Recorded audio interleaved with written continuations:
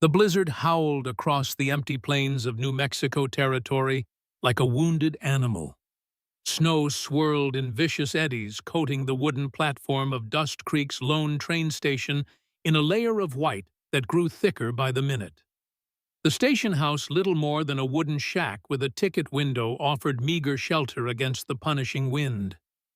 Margaret Sullivan pressed her body against the wall, seeking refuge in the narrow overhang. Her traveling coat, once fine, but now torn at the shoulder, provided little protection against the biting cold.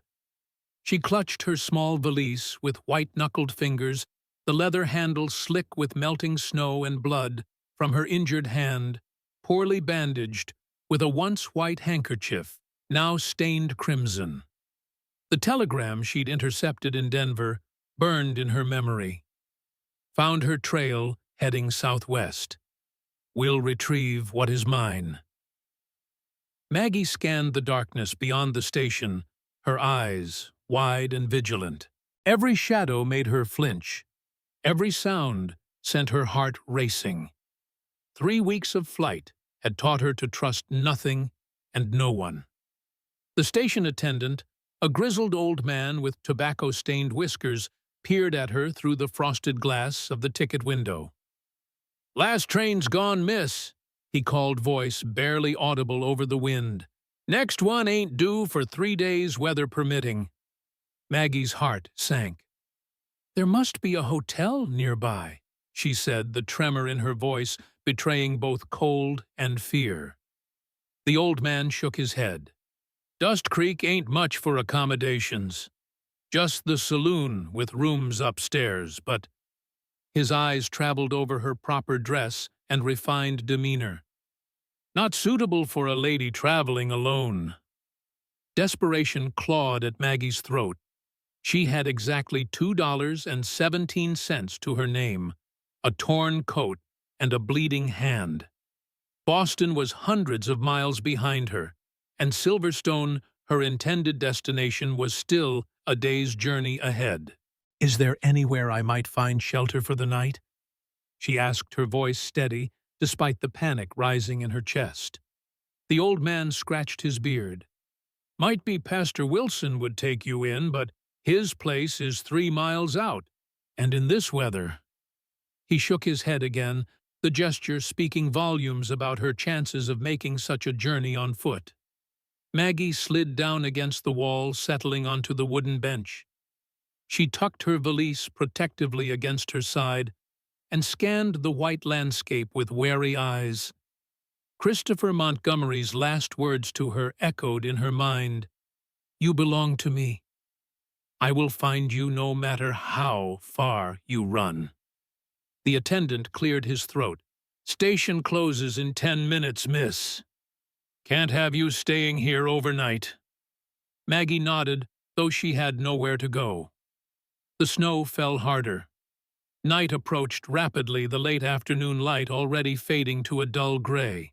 Maggie pulled her torn coat tighter and closed her eyes, allowing herself a moment to remember how she had ended up here at the edge of nowhere with nothing but a valise and a desperate plan that was already falling apart. Boston, 3 weeks earlier, the Boston City Hospital bustled with activity nurses and doctors moving purposefully through the long wards. Maggie moved between the beds with practiced efficiency, checking bandages, administering medication, and offering words of comfort to those in pain. She had been a nurse for 8 years now, having served during the war. The horrors she had witnessed on the battlefields had prepared her for the suffering she encountered in the hospital, but they had also taught her compassion and resilience. At 26, Maggie was respected for her knowledge and unflappable demeanor. In the private wing reserved for wealthy patients, she checked on her most challenging case, Christopher Montgomery, son of one of Boston's most influential families. He had been admitted 3 weeks prior with a broken leg and ribs after what he claimed was a riding accident, though Maggie suspected otherwise. "Nurse Sullivan," Christopher called as she entered, his handsome face lighting up with a smile that didn't reach his eyes. I was beginning to think you'd abandoned me." "Good afternoon, Mr. Montgomery," Maggie replied professionally. "I'm here to change your bandages." Christopher watched her with unnerving intensity as she worked. He was 32, unmarried, and according to hospital gossip, had gone through 3 engagements in the past 5 years. Each had ended mysteriously, the women disappearing from Boston society without explanation. "You have remarkable hands," he said, catching her wrist as she finished rewrapping his ribs. His grip tightened, fingers pressing into her skin with unnecessary force. Strong yet gentle, a rare combination. Maggie carefully extracted her hand from his grip. "Thank you, Mr. Montgomery. Is there anything else you need?" "Your company," he replied, voice dropping to a whisper. "Dine with me once I'm discharged. I find myself captivated by you, Margaret." It wasn't the first time he'd made such a request. Each day his invitations grew more insistent, his touches more lingering. Maggie had reported his behavior to the head nurse, who had merely advised her to be flattered by the attention of such a fine gentleman. "I'm afraid that would be inappropriate," Maggie said. "Now, if you'll excuse me, I have other patients to attend to." As she turned to leave, Christopher caught her wrist again, his grip painful. "A simple nurse shouldn't be so quick to refuse a Montgomery," he said, charming smile gone, replaced by something cold and possessive. "My family built half this hospital. One word from me and your position here could be re-evaluated." Maggie pulled free, heart racing. "That sounds remarkably like a threat, Mr. Montgomery." "Not at all," he said, smile returning so quickly it made her head spin. "Merely an observation about the way the world works. I'll await your more favorable response tomorrow." That night, Sarah Jenkins, a young nurse who had started only months before, caught up with Maggie in the corridor, eyes red from crying. In the nurse's changing room, Sarah's story spilled out between sobs. Christopher Montgomery had cornered her during her evening rounds, made lewd suggestions, and when rebuffed had threatened to have her dismissed. When she tried to escape, he had grabbed her with such force that her arm was now bruised in the shape of his fingers. "He said no one would believe me over him," Sarah whispered. "His family owns half the hospital board."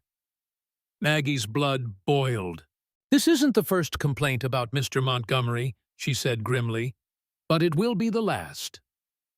The next morning, Maggie reported both incidents to Dr. Harrison, the chief physician, a man she respected for his integrity. To her relief, he took the matter seriously. "This isn't the first time we've heard concerns about young Montgomery," Dr. Harrison said with a troubled frown. "With your sterling reputation, I can bring this to the board's attention." For 3 days, Maggie dared to hope that justice would prevail. Then Dr. Harrison called her into his office, his face grave. "I'm sorry, Nurse Sullivan. The Montgomery family has significant influence. Christopher has been discharged, and the board has decided not to pursue the matter further." "And Sarah Jenkins," Maggie asked, "transferred to the fever ward at Boston General." Dr. Harrison wouldn't meet her eyes. "I tried, Margaret." He hesitated, then added in a lower voice, "And there's something else. This isn't the first time Christopher has fixated on someone. 2 years ago, a young woman who rejected him was found drowned in the Charles River. It was ruled an accident, but—" Maggie felt a chill run down her spine. "You don't believe it was?" Dr. Harrison's eyes met hers, filled with genuine concern. "Be careful, Margaret. The Montgomerys protect their own at any cost." That evening, as Maggie left the hospital, a carriage pulled alongside her. The door swung open to reveal Christopher Montgomery, his legs splinted, but his eyes clear and focused. "Get in, Margaret," he said, tone leaving no room for refusal. We need to discuss your decision to slander me to the hospital board." "I told the truth," Maggie replied, stepping back.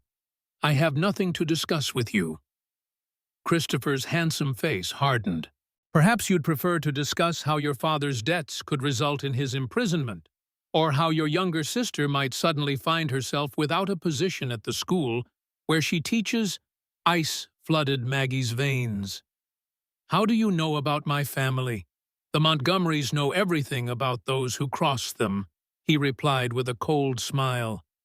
"Become my wife, and all will be forgiven." "Your wife?" Maggie couldn't hide her shock. "You must be mad." Christopher's smile remained, but his eyes darkened. "I prefer to think of it as determined. I always get what I want, Margaret. The last woman who refused me came to regret it deeply, if briefly."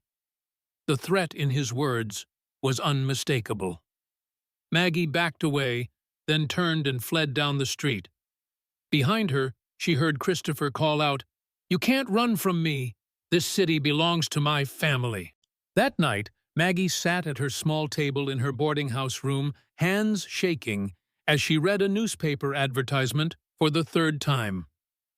"Husband wanted, widower, with 8-year-old daughter, seeks bride of good character and education.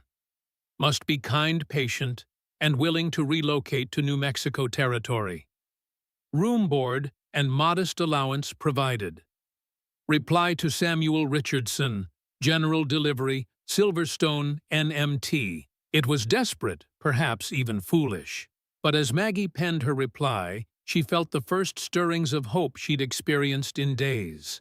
When the reply came 2 weeks later, agreeing to her terms and enclosing train fare, Maggie knew she had to act quickly.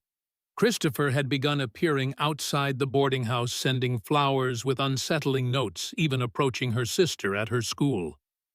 The night before her planned departure, a rock shattered her window, a note wrapped around it. "You belong to me. You'll never escape Boston." With trembling hands, she packed only what would fit in a single valise. At dawn, she slipped out the back door and made her way to the station, constantly looking over her shoulder, certain she would feel Christopher's hand on her arm at any moment. The train journey west had been a blur of fear and exhaustion. In Denver, she thought she spotted Christopher on the platform and panicked, boarding the first southbound train without checking its destination. When she tried to change trains at the next major station, a man who looked like Christopher's driver asked the ticket agent about a woman of her description. Maggie fled to the ladies' washroom, climbed out the window, and hidden until the next train arrived.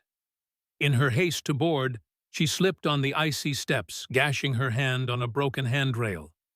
Too afraid to seek proper medical attention, she bandaged it herself and pressed on, barely registering the name of the small station when the conductor announced it, Dust Creek. It was only when the train pulled away that she realized her mistake. She had meant to continue to Silverstone, but exhaustion and fear had clouded her judgment. Now she was stranded in a town that barely deserved the name, with a snowstorm bearing down and nowhere to go. The sound of approaching hoofbeats roused Maggie from her memories. She tensed, ready to flee, though the rational part of her mind knew Christopher couldn't possibly have tracked her to this remote outpost. A wagon appeared through the swirling snow, drawn by a pair of sturdy draft horses. The driver pulled up to the station and set the brake, his broad-shouldered silhouette visible through the thickening snowfall. "Station's closing up," the attendant called. "Last chance to find somewhere to go, miss." The wagon driver jumped down, his boots crunching in the fresh snow. He was a tall man, face partially obscured by a wide-brimmed hat pulled low against the weather shoulders, broad beneath a heavy sheepskin coat. He nodded to the attendant, then stopped short when he noticed Maggie huddled on the bench. "Evening," he said, voice deep but not unfriendly. "You waiting for someone?" Maggie straightened, maintaining the wary distance that had kept her alive these past weeks. "No," she admitted. I'm afraid I've gotten off at the wrong station. The man studied her, taking in her torn coat, bloodied bandage, and the small valise clutched protectively against her side. Something in his eyes, a flash of concern quickly masked, caught Maggie's attention. "Dust Creek's no place to be stranded, especially in weather like this," he said finally. "I'm Daniel Hayes. I have a farm about 3 miles out. There's a room you can use for the night if you need it."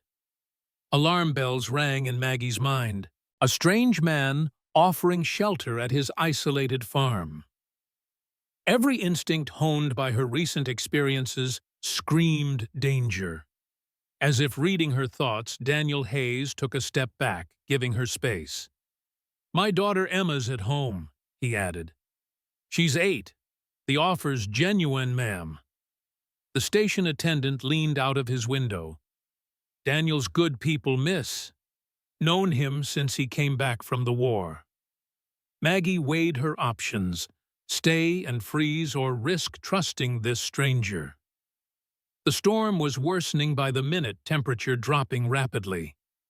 Something about Daniel Hayes's steady gaze and respectful distance eased her fear, if only slightly.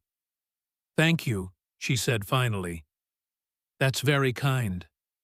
Daniel nodded once, then gestured to his wagon. "Let me help you up. The sooner we get going, the better chance we have of making it before the worst hits." He offered his hand, but Maggie climbed up herself, wincing as her injured hand took her weight. Daniel tucked a thick wool blanket around her legs before climbing up beside her and taking the reins. The journey through the gathering storm was tense and silent. The horses struggled against the wind, their breaths forming plumes of white in the frigid air.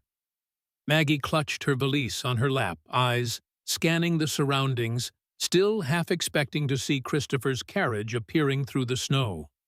"Not much farther," Daniel said, after what seemed like hours.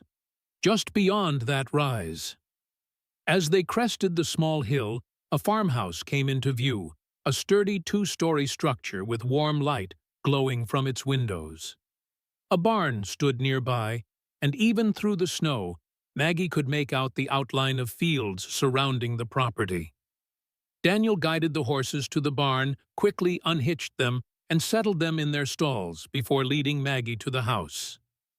"Emma," he called as he opened the door. "We have a guest." Warmth enveloped Maggie as she stepped inside. A fire crackled in a stone hearth, casting dancing shadows across a simple but comfortable living room. A worn sofa faced the fire, flanked by bookshelves filled with volumes that spoke of an educated mind. A small figure appeared in a doorway, a girl with honey-blonde hair and bright blue eyes that widened at the sight of Maggie. "Emma, this is Miss—" Daniel trailed off, realizing he hadn't asked for her name. "Sullivan," Maggie supplied. "Margaret Sullivan, but most call me Maggie." Emma stared at Maggie with an intensity that was almost uncomfortable. Then, without warning, the child dashed across the room and threw her arms around Maggie's waist, burying her face in the damp fabric of Maggie's coat. "Papa," she cried, voice muffled. "It's her. God answered me, just like you said he would." Daniel's face paled. "Emma," he said sharply, moving to disentangle his daughter from their startled guest. "That's enough. I'm sorry, Miss Sullivan. She gets confused sometimes."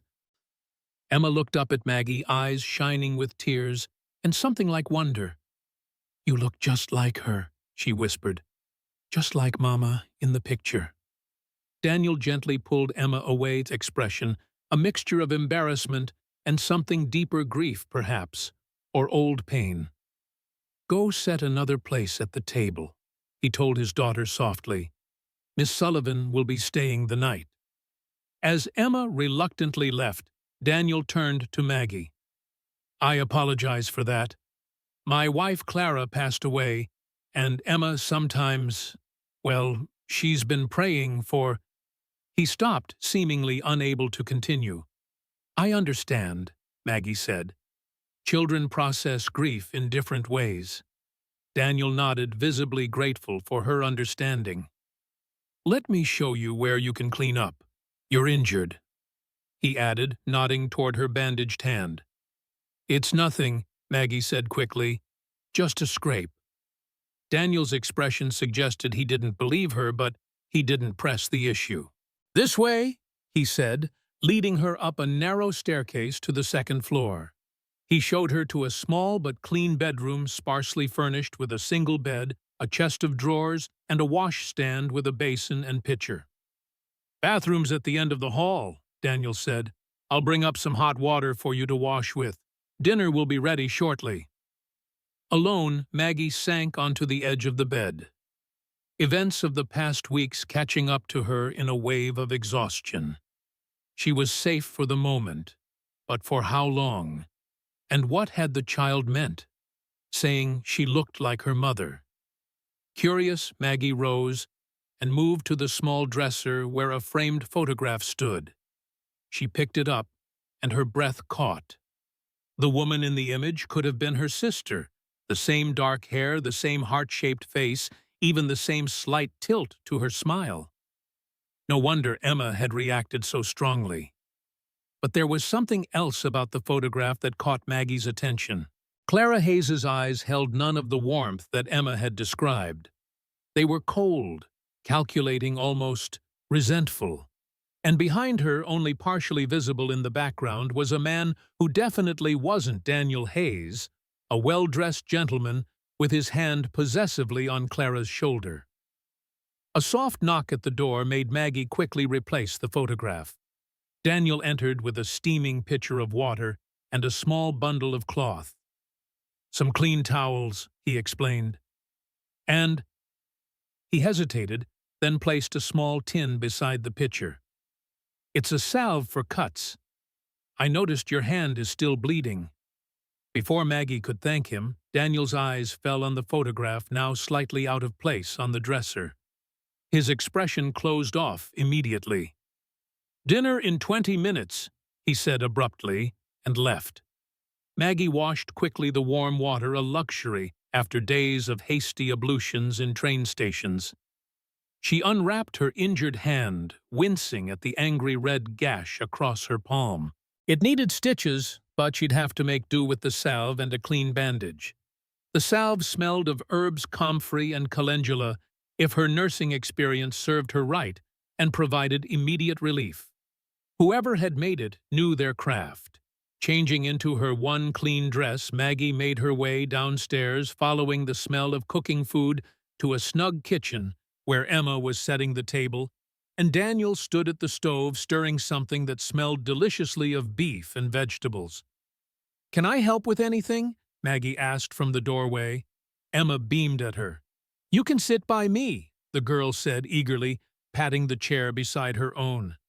The meal was simple but hearty, a thick stew with fluffy biscuits that melted in Maggie's mouth.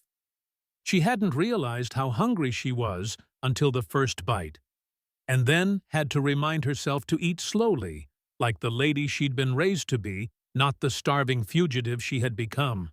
Emma chattered throughout the meal, telling Maggie about her pony Butterscotch and how she was learning to read from Papa's big books. Daniel said little, eating methodically while keeping a watchful eye on his daughter's enthusiasm.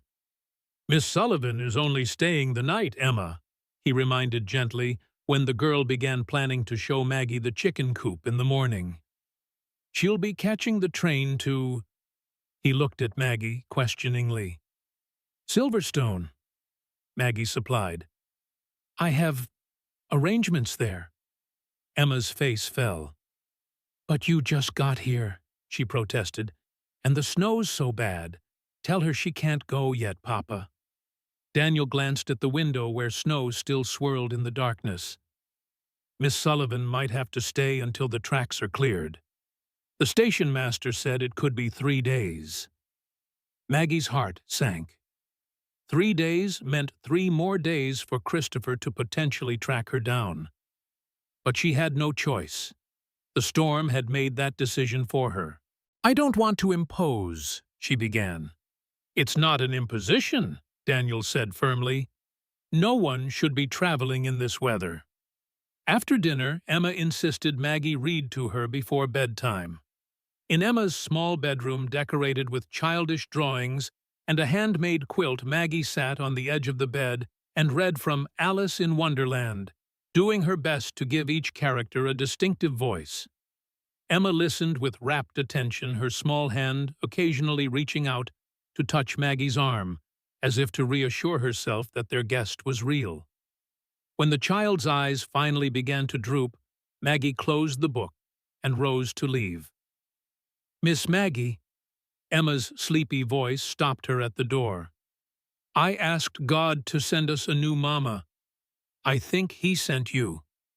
A lump formed in Maggie's throat. "Emma, It's okay," the girl murmured, already half asleep. "You don't have to say yes right away. Papa didn't want to send the letters either." Before Maggie could ask what letters Emma meant, the child had drifted off to sleep.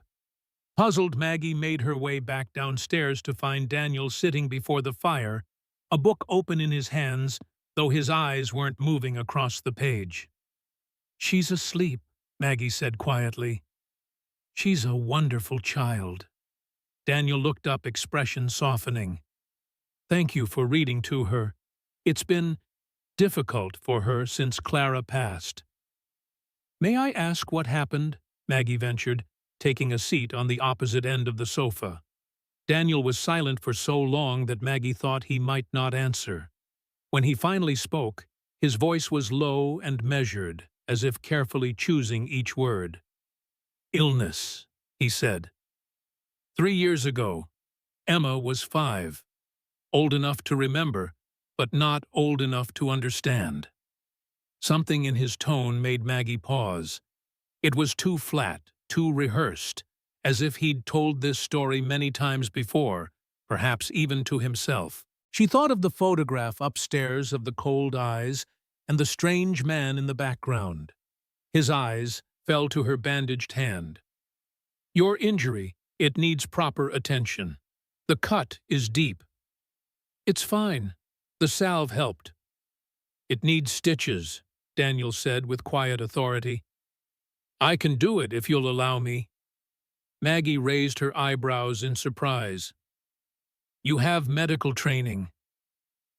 Something flashed across Daniel's face. Pride, pain. It was gone too quickly for Maggie to identify. "Yes," he said simply.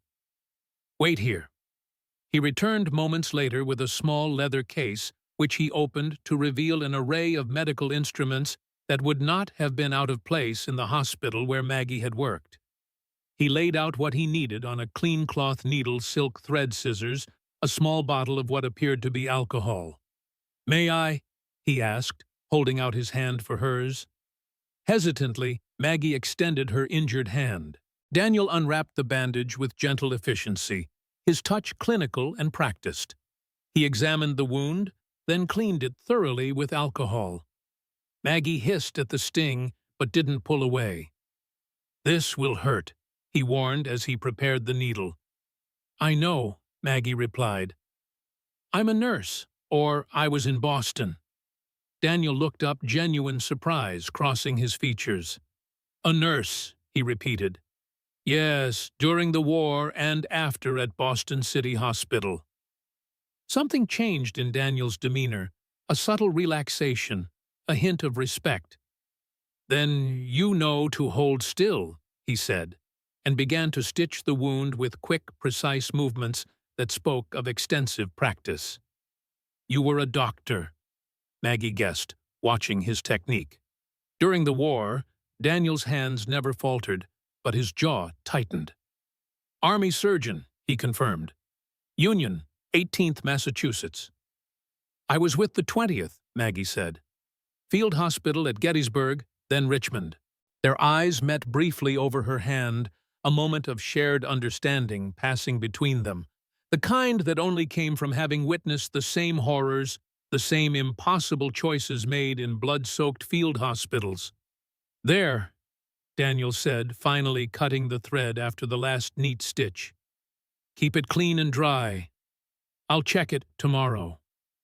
"Thank you, Dr. Hayes," she said as he packed away his instruments. Just Daniel, he corrected, closing his medical case with a snap. I haven't been doctor to anyone in a long time.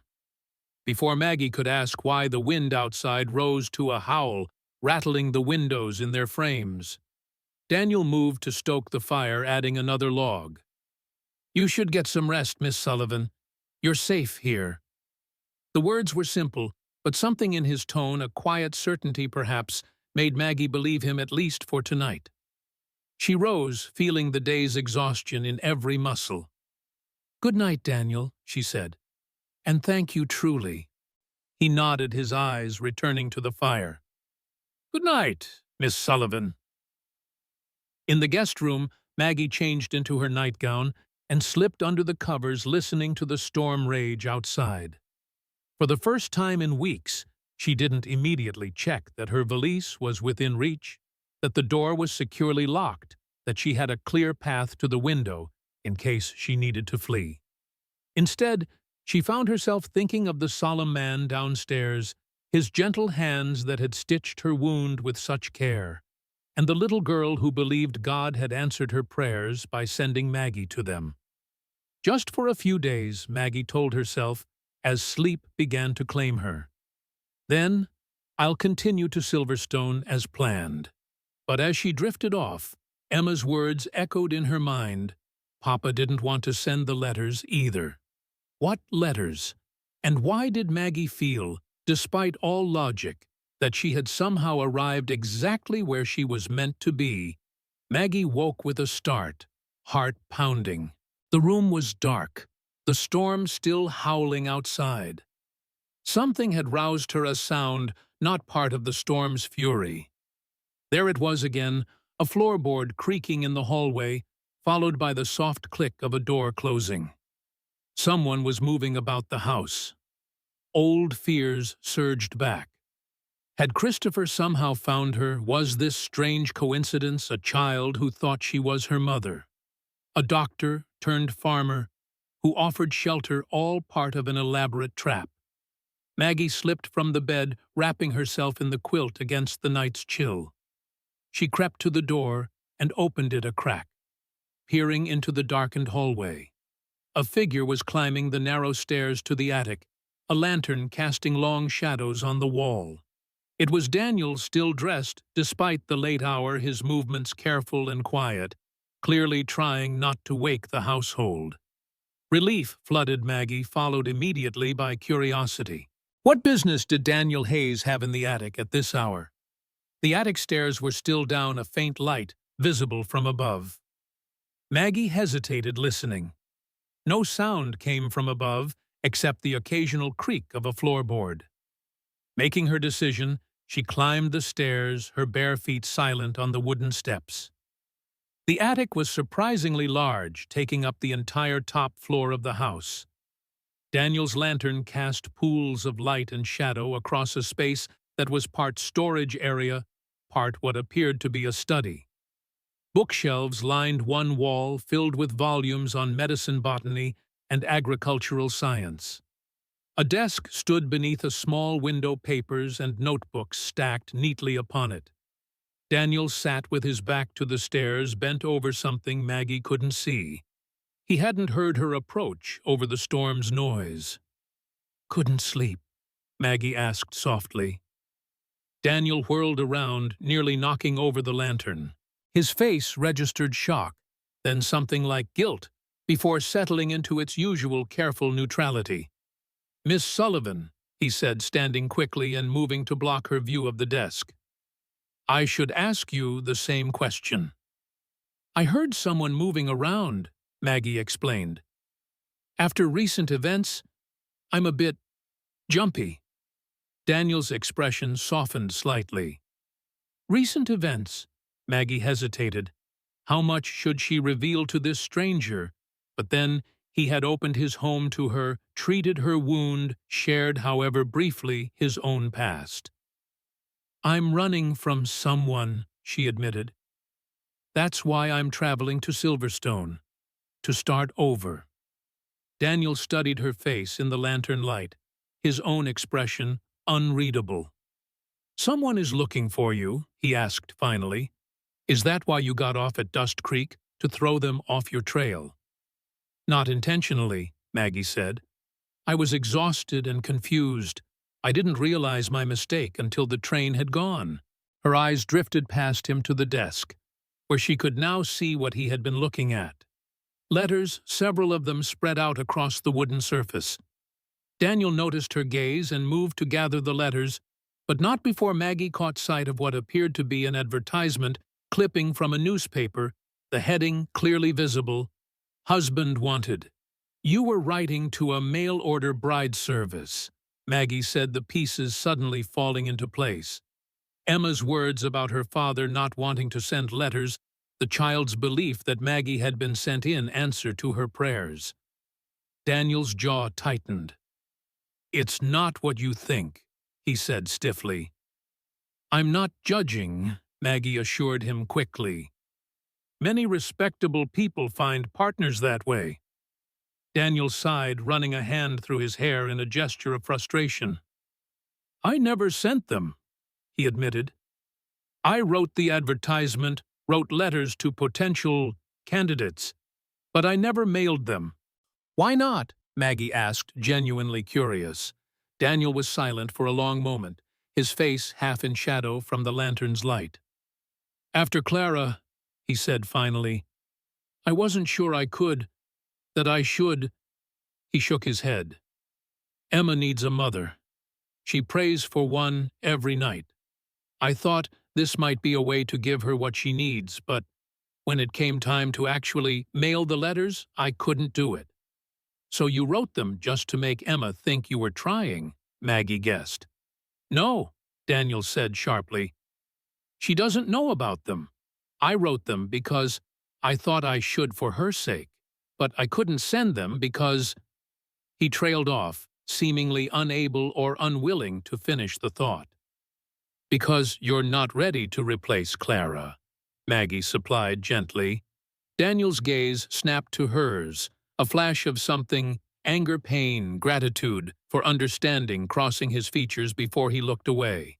It doesn't matter now, he said, gathering the letters and placing them in a drawer. We manage, Emma and I. Miss Sullivan, Daniel called softly as she reached the stairs. Whatever you're running from, you're safe here. Maggie nodded, oddly touched by his concern. Thank you. Good night, Daniel. Good night, Margaret. As Maggie descended the attic stairs, she found herself wondering why her heart had skipped when he used her given name. It was foolishness, she told herself. In 3 days, she would be on a train to Silverstone to meet Samuel Richardson and begin the life she had arranged for herself. Daniel Hayes and his daughter would become nothing more than a brief, strange interlude in her journey. Yet, as she slipped back into bed, she couldn't help but think of the unsent letters in the attic drawer and the longing in a little girl's eyes when she had mistaken Maggie for the answer to her prayers. Morning brought a world transformed by snow. Maggie stood at the guest room window, gazing out at the white landscape that stretched to the horizon. The storm had passed during the night, leaving behind a pristine blanket that covered everything in sight. As she made her way downstairs, she heard the rumble of male voices from the kitchen. Daniel's deep tone, and another sharper and more authoritative. She paused at the bottom of the stairs, not wanting to interrupt. Peculiar coincidence, wouldn't you say? The unfamiliar voice was saying. A woman arriving from Boston who bears such a striking resemblance to Clara. It's just that, Howard. A coincidence, Daniel replied, his voice tense. And keep your voice down. She's still sleeping. I'm merely suggesting caution, the man called Howard said. The timing is troubling. First that notice about you in the Albuquerque paper, and now this woman appears. Miss Sullivan is fleeing a difficult situation, Daniel said firmly. She got off at the wrong station. That's all there is to it. Perhaps, Howard conceded. But if word reaches the Hargroves... It won't, Daniel interrupted. No one here knows Clara's real name except you and me. Maggie's breath caught. Clara's real name. The Hargroves. What was Daniel hiding about his dead wife? She deliberately made her footsteps louder as she approached the kitchen. The conversation stopped abruptly. "Good morning," she said, entering the room with a smile she hoped appeared natural. Daniel stood at the stove, a coffee pot in his hand. Beside him was an elderly man with white hair and penetrating blue eyes, dressed in the manner of a country doctor. "Miss Sullivan," Daniel said, his expression carefully neutral. This is Dr. Howard Mills, our local physician. Howard, this is Margaret Sullivan, our guest, until the trains are running again." Dr. Mills studied her with an intensity that made Maggie uncomfortable. "A pleasure, Miss Sullivan. From Boston, I understand." Maggie's skin prickled with alarm. How did he know where she was from? Had she mentioned it to Daniel? She couldn't recall doing so. "Yes," she said carefully, "though I'm relocating to Silverstone." "Ah, Silverstone," Dr. Mills nodded. "Much larger than our humble Dust Creek. More connections to the east as well." The emphasis he placed on the word connections sent a chill down Maggie's spine. "Coffee?" Daniel offered clearly, trying to change the subject. "Yes, please," Maggie said, taking a seat at the table. "Where's Emma this morning?" "Still asleep," Daniel replied. "The excitement of having a visitor wore her out, I think." Dr. Mills continued to watch Maggie, his expression unreadable. "Miss Sullivan, if you don't mind my asking, what was your occupation in Boston?" "I was a nurse," Maggie said, seeing no harm in answering. "At Boston City Hospital." "A nurse?" Dr. Mills' eyebrows rose. "How interesting. I corresponded with several colleagues at that institution. Dr. Harrison was a classmate of mine at Harvard, in fact." Maggie nearly dropped her coffee cup. "You know Dr. Harrison?" "Certainly. We exchange letters regularly." Dr. Mills leaned forward slightly. In fact, he mentioned a promising young nurse who had left Boston rather abruptly, after some unpleasantness with a patient from an influential family. Maggie's blood turned to ice. "Howard," Daniel cut in sharply. "Miss Sullivan's reasons for leaving Boston are her own business." Dr. Mills held up a placating hand. Of course. Forgive an old man's curiosity." He rose from his chair. "I should be going. Alice Johnson's baby is due any day now, and with this weather I should check on her." He turned to Maggie with a smile that didn't reach his eyes. "A pleasure to meet you, Miss Sullivan. I'm sure we'll have much to discuss before you continue your journey." When the doctor had gone, Maggie turned to Daniel, her heart pounding. "How does he know about me? Did you tell him?" "No," Daniel said firmly. "I told him nothing, except that you had gotten off at the wrong station and needed shelter until the trains were running again." He hesitated, then added, "Howard knows a great many people. He has connections that reach further than you might expect for a country doctor." "He knows about Christopher Montgomery," Maggie said, the realization sinking in with cold certainty. "But how and why would he care?" Daniel's expression darkened. "I don't know. But Howard rarely takes an interest in something without good reason." He met her eyes directly. "Maggie, I think there's more to your situation than either of us understands. And I think it might be connected to—" He stopped, seeming to reconsider his words. "Connected to what?" Maggie pressed. "Connected to why you look so much like my late wife," Daniel finished quietly. Before Maggie could respond, they heard Emma's footsteps on the stairs. The conversation would have to wait. The day passed in a strange tension. Maggie helped Emma with her lessons in the morning, while Daniel worked in the barn. They ate lunch together, Emma chattering happily, oblivious to the undercurrent of unease between the adults. In the afternoon, While Emma napped, Maggie helped Daniel with mending, sitting near the fire in the living room while he worked at the table sorting through farm accounts. "Emma asked me something troubling today," Maggie said after a period of silence. "About her mother." Daniel's head snapped up, his expression instantly guarded. "What did she ask?" "She said she overheard women at church saying Clara didn't die, but ran away with someone from San Francisco." Maggie paused, studying Daniel's reaction. "Is it true?" For a moment she thought he wouldn't answer, or worse, that he would order her to mind her own business. But then his shoulders slumped slightly, as if under a great weight. "Not in the way they think," he said, his voice low. "Clara didn't die of pneumonia, as I told everyone. That was a kindness for Emma's sake." He rubbed a hand over his face, suddenly looking much older. "The truth is more complicated, and not something I want my daughter to know." "What is the truth, Daniel?" Maggie asked gently. Daniel was silent for a long moment, staring at the papers before him without seeing them. When he finally spoke, his voice was heavy with an old pain. "Clara wasn't who she claimed to be when we married," he said. "Her real name was Eleanor Hargrove, daughter of Richard Hargrove, a railroad magnate from Boston. She was running from an arranged marriage, changed her name, and met me during the war." Maggie's breath caught. "And you never knew until she decided to leave," Daniel finished. "She couldn't bear the isolation here. Said she needed society culture, things I couldn't give her.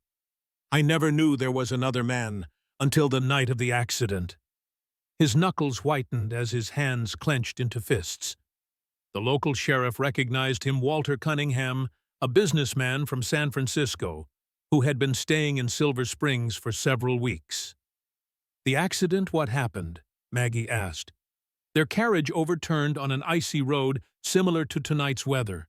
Clara Eleanor was killed instantly." Daniel's face was a mask of controlled grief.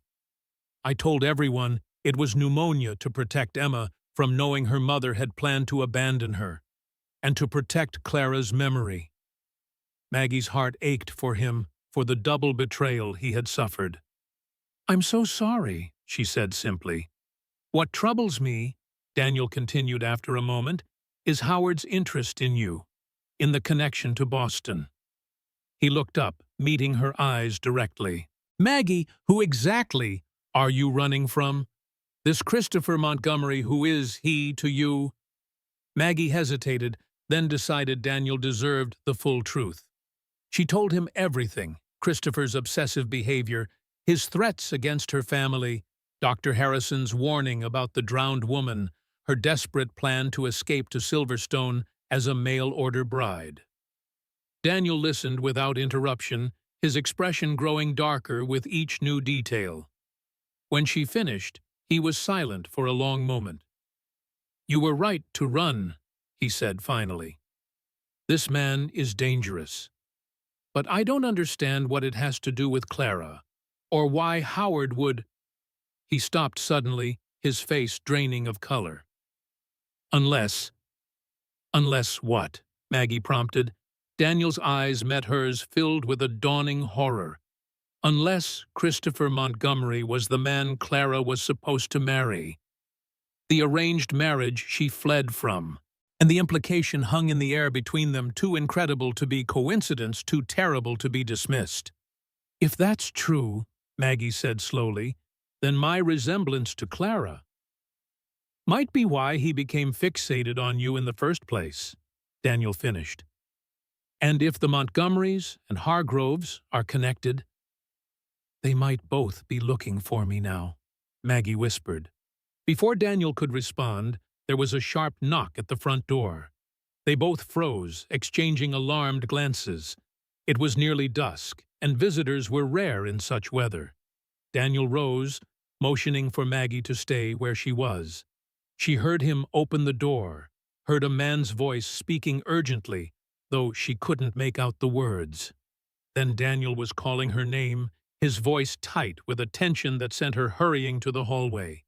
In the doorway stood Dr. Mills Snow, dusting his coat and hat, his face grave. "Miss Sullivan," he said without preamble, "I've just received a telegram from my colleague in Boston. Dr. Harrison wanted you to know Christopher Montgomery is in New Mexico territory. He arrived in Santa Fe 3 days ago, asking about a woman matching your description." Maggie felt the floor tilt beneath her feet. "How did he find me?" she whispered, horror washing over her. Dr. Mills exchanged a glance with Daniel. "He didn't find you, Miss Sullivan," he said quietly. "At least, not directly. He was looking for Clara Hayes." Daniel's face hardened. "What are you saying, Howard?" "I'm saying that Christopher Montgomery was the man Eleanor Hargrove was meant to marry before she fled Boston." Dr. Mills confirmed their suspicions. The Hargroves and Montgomerys have been business associates for generations. When you were mentioned in that newspaper article about the medical clinic, it caught their attention. They've been searching for Eleanor for Clara for years. "But Clara is dead," Maggie said, struggling to make sense of it all. "Why would they—" "They don't know that," Dr. Mills interrupted. "Or at least they weren't certain, until someone matching her description appeared in the vicinity of Dust Creek." He nodded toward Maggie. "You. So Christopher thinks I'm Clara?" Maggie asked, disbelieving. "Initially, perhaps," Dr. Mills said, "but by now he knows you're Margaret Sullivan, the nurse who rejected him just as Eleanor Hargrove did years ago." The old doctor's expression grew grimmer. "And he's not alone. James Hargrove, Eleanor's brother, is with him. They're looking for Clara, for her daughter, and now for you." "Emma," Daniel said, fear flashing across his features. He turned, rushing up the stairs to his daughter's room. Moments later, they heard his relieved voice. "She's still asleep. She's safe." "For now," Dr. Mills said when Daniel returned.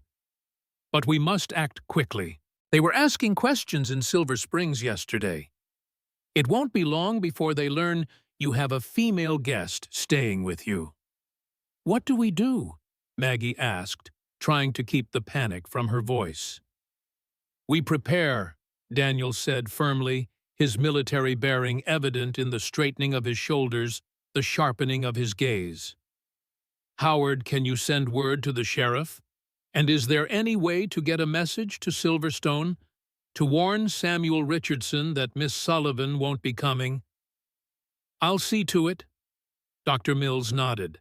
"The lines to Silverstone are down because of the storm, but I can send a rider to the next telegraph station." Daniel turned to Maggie. "Pack whatever you need.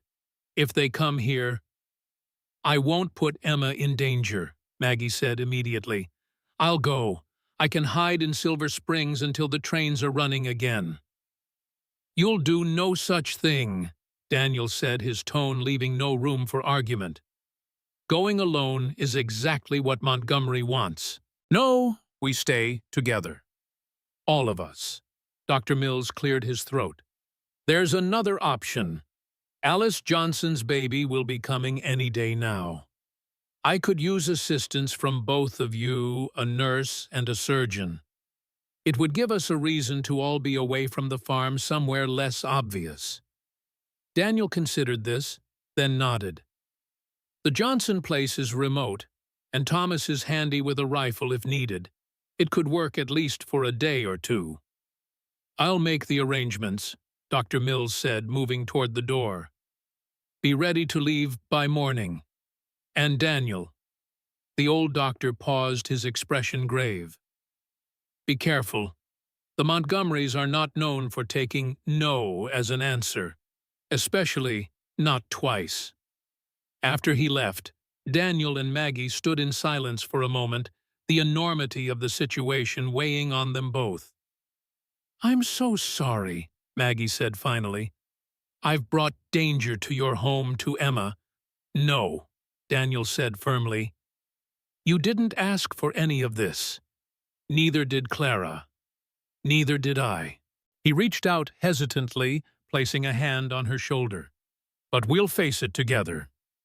The simple touch, the quiet conviction in his voice, steadied Maggie more than any elaborate reassurance could have. In that moment, she knew with absolute certainty that Daniel Hayes was nothing like Christopher Montgomery. Here was a man who protected without possessing, who cared without controlling. "I should wake Emma," Daniel said after a moment. "Help her pack a few things. She'll be excited about staying with the Johnsons. She loves their farm." Maggie nodded. "I'll prepare some food to take with us. They'll need it with a new baby coming." As they moved to their separate tasks, a new understanding existed between them, a bond forged by shared danger and unexpected connections. Whatever came next, they would face it not as strangers thrown together by chance, but as allies united by circumstance and growing trust. And somewhere in the back of Maggie's mind, a small voice whispered that perhaps getting off at the wrong train station hadn't been a mistake after all, but the first step on a path she was always meant to find. Dawn had not yet broken when they set out for the Johnson farm, the sky still dark save for a faint lightning at the eastern horizon. Emma, bundled in warm clothes and half asleep, sat between Daniel and Maggie in the sleigh, her small body radiating heat against the biting cold. "We're going on an adventure," Daniel had told her when he woke her. "Dr. Mills needs our help with Mrs. Johnson's baby, and we get to stay at their farm for a few days." Emma had accepted this explanation without question, too sleepy to wonder why they were packing with such urgency, why her father checked and loaded his revolver before tucking it into his coat, why Miss Maggie's hands trembled slightly as she helped Emma dress. The snow-covered landscape was eerily beautiful in the pre-dawn light, untouched save for their sleigh tracks stretching behind them. Maggie scanned the horizon continuously, half expecting to see the silhouette of a carriage against the pale sky, but there was nothing, just endless white plains and the distant smudge of mountains to the west. "How far is the Johnson farm?" she asked, her voice low, to avoid waking Emma, who had drifted back to sleep against her shoulder. "About 5 miles, Daniel replied, his own voice equally quiet. "We should arrive before full light." They rode in silence for a time, the only sounds the creak of the sleigh runners on packed snow and the steady breathing of the horses. Then Daniel spoke again, his tone thoughtful. "It's strange, isn't it, the way our lives have intersected? Clara fleeing from Montgomery, you doing the same years later. Both of you ending up here in this remote corner of nowhere." "Do you believe in fate, Daniel?" Maggie asked, surprised by her own question. He considered this his face profile against the lightening sky. "I'm not sure," he said finally. "The war taught me that much of life is random chance, who lives, who dies, who suffers. But sometimes—" He glanced at her, then at Emma sleeping peacefully between them. "Sometimes there seem to be patterns, purposes we can't fully understand." Maggie nodded, thinking of all the decisions, all the circumstances that had led her to Dust Creek instead of Silverstone. One missed train, one moment of panic, one slip on icy steps, any of these changed, and she would never have met Daniel Hayes and his daughter. "What will you do?" Daniel asked after another silence. "When this is over, I mean. Will you still go to Silverstone, to this Samuel Richardson?" The question carried a weight neither of them acknowledged. Maggie considered it carefully. "I don't know," she admitted. "The arrangement made sense when I was desperate to escape Boston. Now," she trailed off, unable to articulate the shift in her feelings, the sense that the future she had planned no longer seemed right or necessary. Daniel nodded, not pressing for more. Instead, he said, "Whatever you decide, you have friends in Dust Creek now. Remember that." Friends. The word warmed Maggie despite the cold. It had been so long since she had felt safe enough to form connections, to think beyond mere survival. The sky had lightened to a pale gray when they crested a small hill and saw the Johnson farmhouse below a modest structure with smoke rising from the chimney. As they drew closer, Maggie could see Dr. Mills's sleigh already there, the doctor himself waiting on the porch. "You made good time," he called as they pulled up. "Any sign of pursuit?" Daniel shook his head. "Nothing, but they'll find the farm empty soon enough." "I've sent word to the sheriff," Dr. Mills said. "He'll keep an eye out for strangers asking questions." Emma stirred, blinking sleepily. "Are we there?" she asked, looking around in confusion. "Yes, sweetheart," Maggie said, smoothing the child's tangled curls. "We're at the Johnson's farm. Remember, Mrs. Johnson is going to have her baby soon." Emma smiled, immediately excited. "A baby? Can I help? I'm very good at being quiet when I need to." Dr. Mills chuckled. "Indeed, you can help Miss Emma. Mrs. Johnson could use some cheerful company while she waits." As they entered the farmhouse, they were greeted by Thomas Johnson, a young man with weather-beaten features and kind eyes. His wife Alice was in the bedroom, her belly swollen with impending motherhood, her face pale but determined. "Thank you for coming," Thomas said, the relief evident in his voice. "Alice has been having pains since yesterday evening." Dr. Mills immediately took charge, directing Daniel and Maggie with the authority of a man accustomed to medical emergencies. "Miss Sullivan, if you would examine Alice while Dr. Hayes and I prepare the necessary instruments." The use of Daniel's medical title was deliberate. Maggie realized a reminder of who he had been, who he still was beneath the facade of the simple farmer. Daniel seemed to straighten slightly at the designation, his movements becoming more assured, more precise. Emma was settled in the kitchen with Mrs. Johnson's younger sister, tasked with helping to prepare breakfast for everyone. The normalcy of the scene, a household preparing for a birth, created a strange bubble of peace around them, as if the threat of Christopher Montgomery and James Hargrove was distant and unreal. But as Maggie helped Alice through her early contractions, she couldn't shake the feeling that the calm was temporary, that danger was approaching with the rising sun. And judging by the way Daniel positioned himself, where he could see out the window, the way Dr. Mills kept glancing toward the door, she wasn't the only one who felt it. Their fears materialized just before noon. Alice's labor had progressed steadily, her contractions now coming regularly every 5 minutes. Maggie was wiping the young woman's brow with a cool cloth when she heard the distant sound of hoofbeats, not the casual pace of a neighbor visiting, but the urgent rhythm of riders with purpose. Daniel appeared in the doorway, his expression grim. "They're here," he said quietly. "2 riders and a carriage behind them." Maggie's heart began to race. How did they find us? "Small communities talk," Dr. Mills said, joining them. "Someone must have mentioned we were all here for the birth." "What do we do?" Maggie asked, glancing at Alice, who was too focused on her labor to notice their concern. "You stay with Alice," Daniel said firmly. "She needs you. Howard and I will deal with our visitors."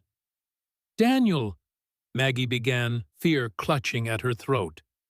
He met her eyes steadily. "Trust me," he said.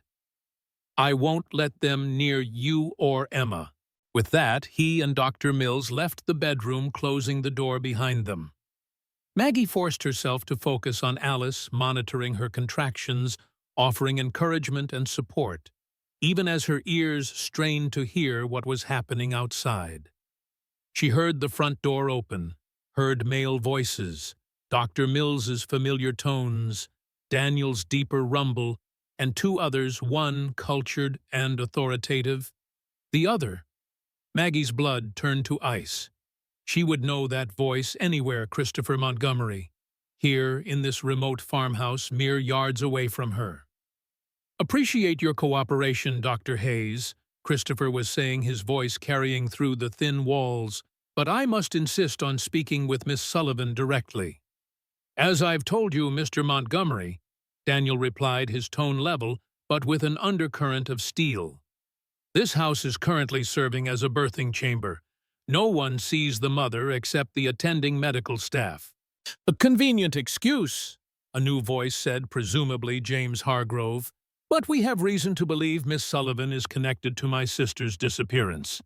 Surely you understand our concern. Your sister has been dead for 3 years, Mr. Hargrove, Dr. Mills said bluntly. A fact you would have discovered had you made inquiries before barging into a medical situation with your associate. There was a moment of stunned silence. Then Hargrove spoke again, his voice strained. Dead. That's impossible. We received information.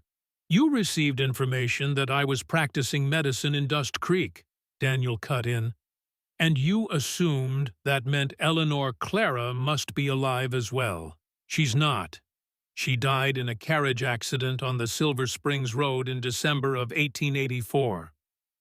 You're lying, Christopher said flatly, just as you're lying about Margaret Sullivan's presence here. I don't believe I mentioned Miss Sullivan was here, Daniel replied, his voice dangerously calm, which suggests you already knew that. Were you following us, Mr. Montgomery? The tension in the next room was palpable even through the walls. Maggie held her breath, torn between her duty to Alice and her fear for Daniel for Emma. This is becoming tiresome, Christopher said, his tone shifting to the cold, entitled one Maggie remembered so well. Stand aside, Dr. Hayes. I will speak with Margaret, with or without your cooperation. No, you won't, Daniel said simply. You have no authority here. Christopher sneered. Do you know who I am? Who my family is? I know exactly who you are, Daniel replied. A man who believes wealth and name give him the right to possess people. A man who cannot accept rejection. A man who drove Eleanor Hargrove to flee across the country to escape marriage to you, just as Margaret Sullivan has done. There was a scuffling sound, an exclamation, then Dr. Mills's voice, sharp with command. That's quite enough, Mr. Montgomery, Mr. Hargrove. I must ask you to leave immediately. This is a medical facility at present, and your presence is disrupting patient care. This isn't over, Hayes, Christopher said, his voice tight with suppressed rage. Not by a long shot. Margaret belongs to me. She always has, just as Eleanor did. Neither woman belonged to you, Daniel responded, his voice steady despite the clear anger beneath it. And Margaret never will. Now get out of this house before I remove you myself. More sounds of movement, the front door opening and closing, then silence. Maggie realized she was trembling, her hands pressed against her mouth to stifle any sound that might have escaped her. Alice moaned softly as another contraction began drawing Maggie's attention back to her patient. A few moments later, the bedroom door opened, and Daniel entered, his face grim but composed. They've gone, he said quietly. For now. I heard, Maggie whispered. Daniel, I'm so sorry. He shook his head. No apologies necessary. Montgomery revealed his true nature quite effectively. He moved to Alice's bedside, checking her pulse with gentle efficiency. How is she progressing? The contractions are strong and regular, Maggie reported, grateful for the return to medical matters. I think we're approaching the final stage. Daniel nodded. Good. I'll inform Howard. As he turned to go, Maggie caught his arm. Where's Emma? Safe, he assured her. In the root cellar with Mrs. Johnson's sister. I didn't want Montgomery or Hargrove to see her. Thank you, Maggie said, meaning it with every fiber of her being. For protecting her, for standing up to them. Daniel met her eyes, something fierce and protective in his gaze. I meant what I said, Maggie. They have no claim on you. Not now, not ever. Before she could respond, Alice cried out, her body arching with a powerful contraction. The birth was imminent, demanding their full attention. What followed was a blur of focused medical activity. Daniel, Dr. Mills, and Maggie worked together seamlessly, their shared training and experience creating an unspoken understanding between them. Emma was brought up from the cellar to sit with Thomas in the kitchen, her excited whispers about the coming baby, a welcome counterpoint to the tension of the morning's confrontation. Shortly after 2 o'clock, a new cry pierced the air, the lusty wail of a healthy newborn. Daniel held the infant girl aloft, quickly, checking her over before handing her to Maggie to clean and wrap. "She's perfect," Maggie announced, placing the swaddled baby in Alice's exhausted but radiant arms. "Congratulations, Alice Thomas." The new parents gazed in wonder at their daughter, the joy on their faces momentarily banishing the shadow of danger that hung over the household. In that moment, life had triumphed over fear, creation over destruction, love over possession.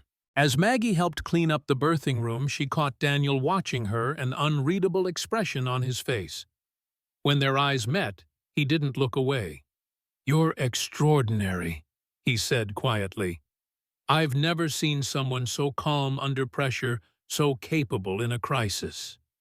Maggie felt a warmth spread through her chest, a feeling so foreign after weeks of fear that it took her a moment to recognize it as pride, as a sense of her own worth. "So are you," she replied. "You were a good doctor today, Daniel, and a good man." His mouth curved in a small, sad smile. "I wasn't always. After Clara left after the accident, I turned my back on medicine, on anything that reminded me of failure." He shook his head. "It took a wrong station stranger with a cut hand to remind me of who I used to be." "Sometimes we need others to see us clearly," Maggie said softly, "to remind us of who we are beneath the armor we build." Daniel nodded, understanding in his eyes. "And sometimes," he added, "we need to get off at the wrong station to find the right destination." The moment stretched between them, laden with unspoken meanings. Then Emma burst into the room, eager to see the baby, and the spell was broken. But something had shifted, Maggie realized as she watched Daniel lift his daughter to see the newborn. Something fundamental had changed between them. In standing against Christopher Montgomery together, they had formed a bond stronger than mere circumstance or convenience. The danger wasn't over, far from it. Christopher and Hargrove would return, perhaps with reinforcements, perhaps with legal measures meant to force Maggie's compliance.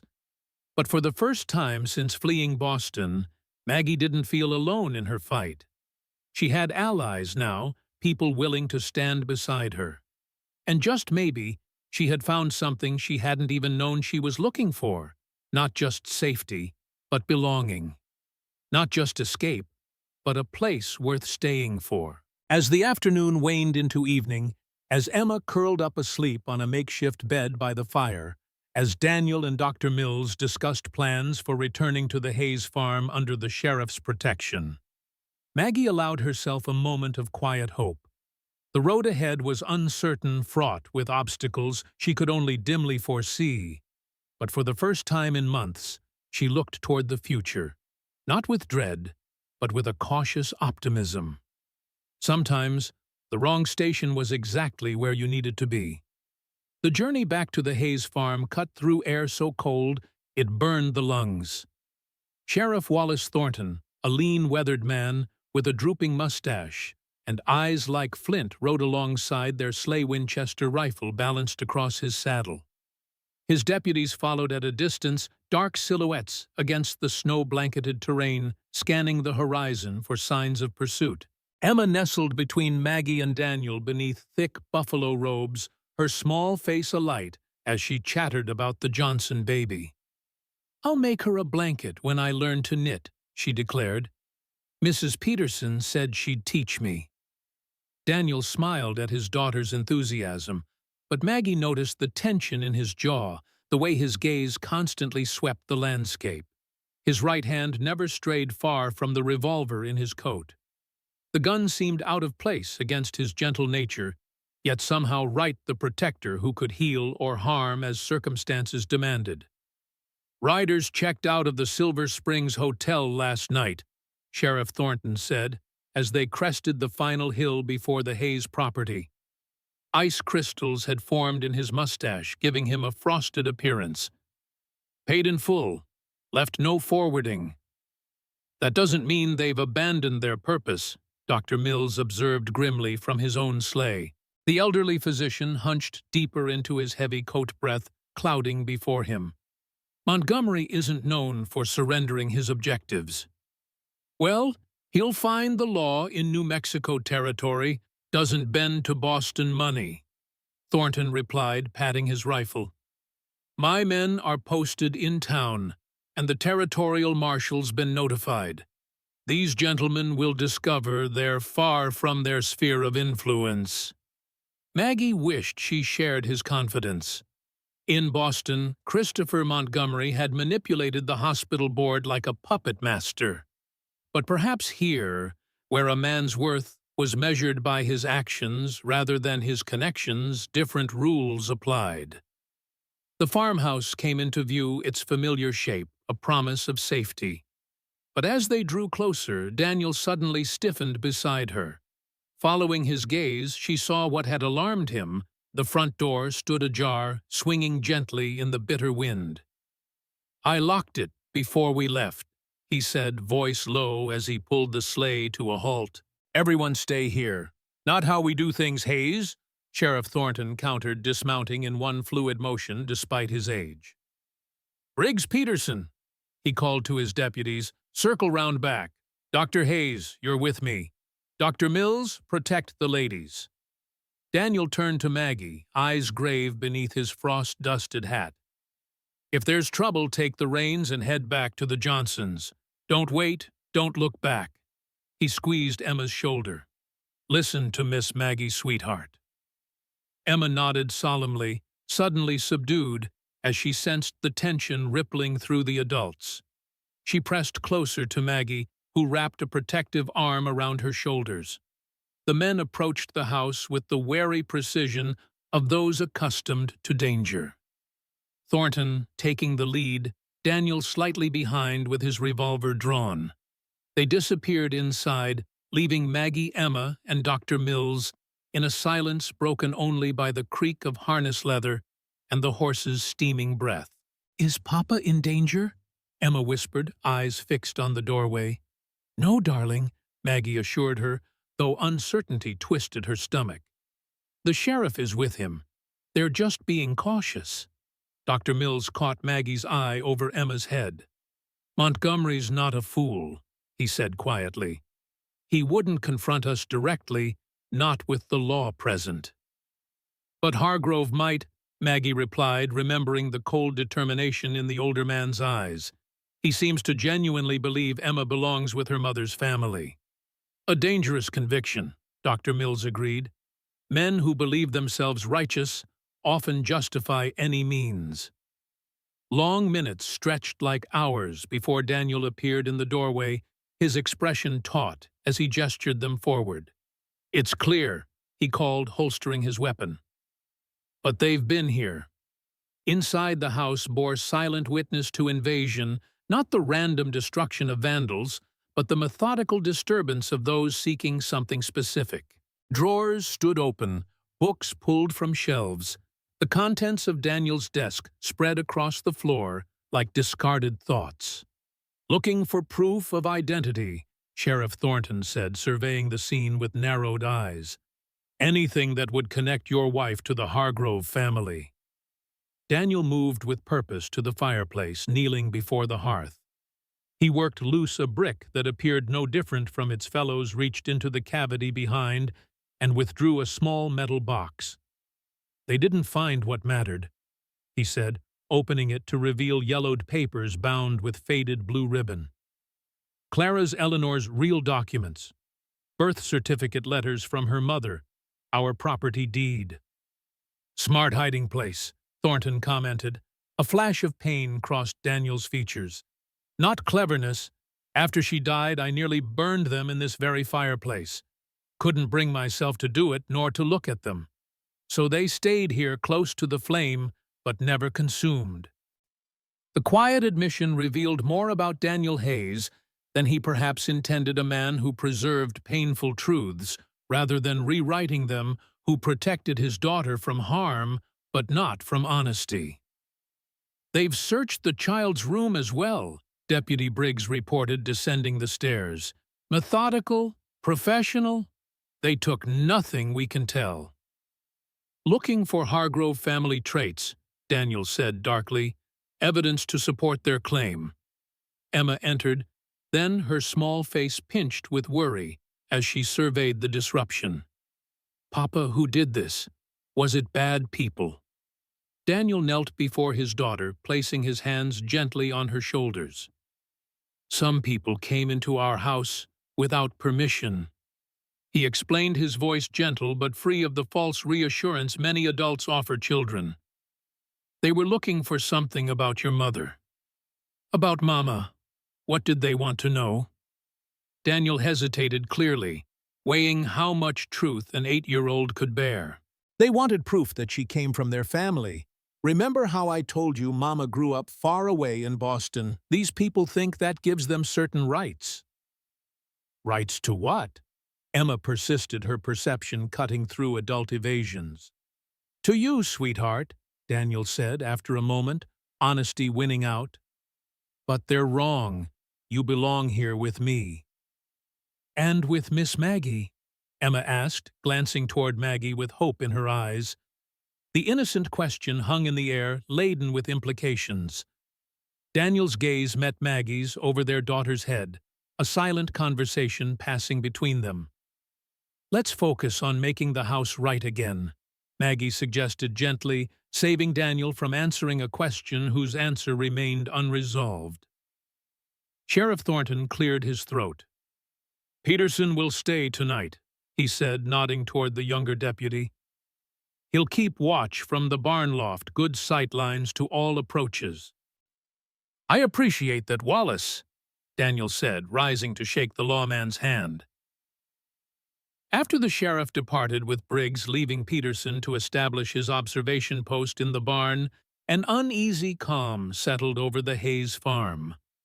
Emma helped Maggie restore order to the kitchen, her small hands determinedly righting the wrongs of invasion, while Daniel reorganized his desk and bookshelves. Dr. Mills remained stoking the fire and preparing coffee as darkness fell. "I'll stay for dinner," he announced, waving away Daniel's assurances they would manage. "The company will do me good." As Emma carried plates to the table, Dr. Mills moved beside Maggie at the stove. "Montgomery isn't finished," he said quietly, his lined face grave in the lamplight. "Men like him see opposition as a personal affront, not a reason to reconsider." "You seem to understand his type well," Maggie observed, stirring the stew she'd assembled from pantry staples. The old doctor's eyes took on a distant quality. "I've encountered my share of wealthy men who believe their desires constitute natural law. It's why I came west. Some battles can't be won in the East, only escaped." He glanced at her knowingly. "As you've discovered." The parallel struck Maggie forcefully. She and Dr. Mills, Daniel and Clara, all refugees in their way, all seeking new beginnings in this harsh, beautiful territory. "What happens now?" she asked, keeping her voice low. "Hargrove and Montgomery won't simply concede." "No, they'll regroup," Dr. Mills replied. "Men like Montgomery aren't accustomed to hearing no. Daniel's direct opposition yesterday has forced them to recalculate." "Legal means, perhaps," Maggie suggested, thinking of the hospital board so easily manipulated in Boston. "Their legal claim is tenuous at best. Eleanor was an adult when she left Boston. She married Daniel legally, even under an assumed name." Dr. Mills shook his head. "No, I expect something more direct. Force, the word tasted bitter on Maggie's tongue, or manipulation. Don't underestimate Montgomery's cunning or Hargrove's conviction of righteousness. Together, they are particularly dangerous. Dinner passed in subdued conversation, Emma's attempts at cheerful chatter gradually fading as the adults' preoccupation became evident. After the meal, as Emma readied for bed, Dr. Mills prepared to leave despite the bone-deep cold that had settled with nightfall.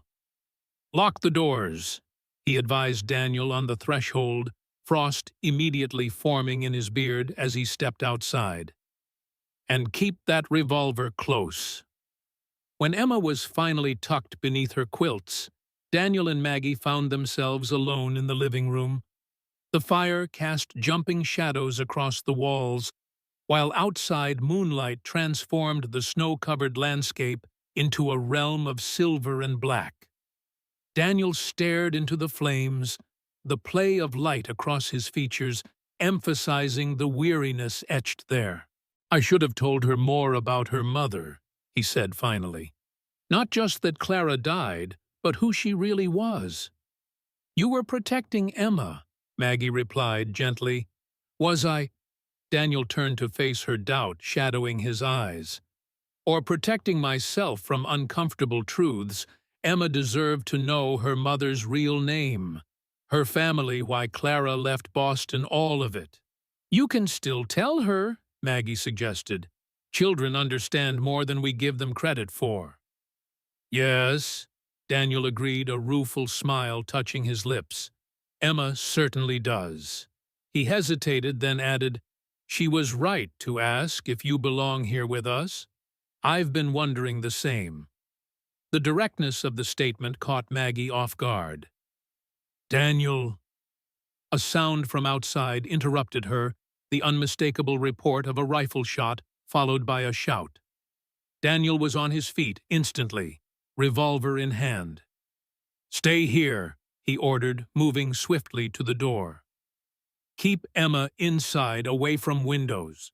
Before Maggie could protest, he was gone, vanishing into the moonlit night.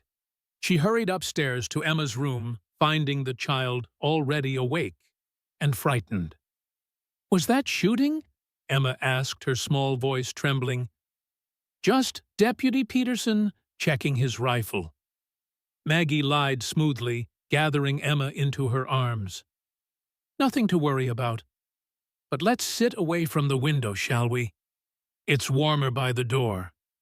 Emma allowed herself to be guided to the corner farthest from the windows, though her expression suggested she wasn't entirely convinced by Maggie's explanation. "Where's Papa?" "He went to speak with the deputy," Maggie said, straining to hear any sounds from outside. "He'll be back soon." Minutes stretched like hours. Maggie told Emma stories to distract her, all the while listening for Daniel's return for any indication of what had happened. When she finally heard the front door open, she nearly sagged with relief. "Stay here," she told Emma firmly. "I'll check on your father." Downstairs she found Daniel in hushed conversation with Peterson, both men's faces grave in the lamplight. Daniel's coat was dusted with fresh snow, his breath still clouding as his body adjusted to the indoor warmth. "What happened?" Maggie demanded in a whisper. "Peterson spotted riders approaching from the east," Daniel explained quietly. "When he challenged them, they fired and retreated." "Montgomery. Impossible to be certain, but likely," Peterson confirmed. "3 riders moving like men who knew their business. They weren't expecting resistance, probably thought to catch us sleeping." "They'll be back," Daniel said grimly, "with a better plan." Maggie's mind raced. "Emma? Needs to be somewhere safer than this isolated farmhouse," Daniel finished, confirming her unspoken thought. "We all do." Peterson nodded agreement. "Sheriff Thornton has a hunting cabin in the foothills west of here. Remote, defensible, unknown to outsiders. I can guide you there tonight." "Tonight?" Maggie echoed, thinking of the bitter cold, the difficult terrain. Better to move in darkness. Daniel said, his decision already made. They'll expect us to wait until morning. By then, we'll be long gone. The plan formed quickly. They would travel by sleigh as far as possible, then continue on horseback if necessary. Peterson would accompany them to the cabin, then return to alert Sheriff Thornton of their location. They would take only essentials, food, warm clothing, Daniel's medical supplies, and weapons. "What about Emma?" Maggie asked. "She's exhausted and frightened already." Daniel's expression softened with concern for his daughter. "She's stronger than she looks, and she'll be safer uncomfortable than comfortable, but in danger." Maggie nodded, acknowledging the harsh truth of his words. "I'll prepare her pack what she needs." When she returned to Emma's room, she found the child sitting exactly where she'd left her small face, solemn in the dim light. "We need to go on a journey, Emma," Maggie explained gently. "Tonight." "Because of the bad men," Emma said, not a question, but a statement. "They're coming back." Maggie decided against further pretense. "Yes," she admitted. "Your father and Deputy Peterson think we'll be safer somewhere else for a while." She expected tears, perhaps protest, but Emma merely nodded and began gathering her things with a composure that squeezed Maggie's heart. This child had already weathered the loss of her mother, had adapted to her father's grief, had learned to be brave when circumstances demanded it. "Can I bring Mama's quilt?" Emma asked, touching the faded fabric on her bed. "Of course," Maggie assured her, helping fold the precious item. "One treasure. The rest we'll leave here safe until we return." Within an hour, they were ready. Daniel had loaded the sleigh with supplies, while Peterson kept watch. The night had grown colder, the moon, riding high among brittle stars, casting light enough to travel by, but also exposing them to observation. "Stay under the buffalo robes," Daniel instructed as he helped Emma and Maggie into the sleigh. "Keep your heads down if I tell you to. Peterson will ride ahead to scout the way." They set off in silence, the only sounds the soft hiss of runners on snow and the occasional snort of horses cutting plumes of steam in the frigid air. Instead of taking the road, Daniel guided the team across open fields using stands of pine as cover whenever possible. Peterson ranged ahead, a dark shape against the moonlit landscape, occasionally doubling back to report the way clear. Emma, despite her initial stoicism, soon succumbed to exhaustion, falling asleep against Maggie's side beneath the heavy robes. Maggie held her close, this child who was not hers, but who already occupied a chamber of her heart. "She trusts you," Daniel said softly, noticing the protective way Maggie cradled his daughter. "Children sense intentions," Maggie replied. "They know who truly sees them." Daniel nodded, his eyes briefly meeting hers before returning to the path ahead. "Clara never truly saw Emma," he said quietly. "She looked at her, certainly as a duty and obligation, eventually an impediment to the life she truly wanted." "You've done remarkably with her," Maggie offered. "She's thoughtful, brave, perceptive beyond her years." "Necessity," Daniel said with a hint of regret. "She's had to be those things to survive losing her mother. I've tried to protect her perhaps too much at times." "There's no perfect balance," Maggie said. "We can only do our best with the understanding we have at the time." Daniel glanced at her surprise and something warmer flickering across his features. "We," he repeated softly. Maggie felt heat rise to her cheeks despite the cold. "I meant generally, of course." "Of course," Daniel agreed, though the ghost of a smile suggested he heard the unintended truth in her words, that already in some corner of her heart she had begun to think of herself as part of their small family. They rode in silence for a time, each lost in thought, as the sleigh glided over the snow-covered landscape. The night deepened around them, the cold intensifying until it seemed to crystallize the very air.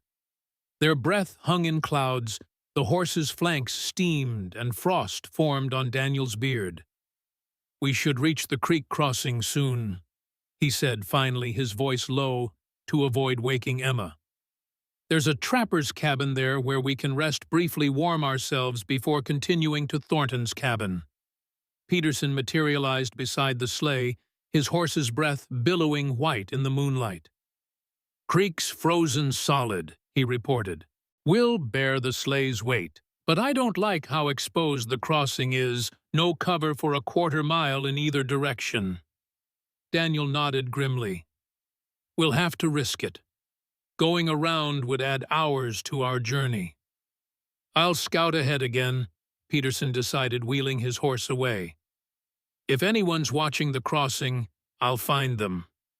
As the deputy disappeared into the darkness, Maggie felt a prickle of unease between her shoulder blades. "Do you think they know we've left the farm?"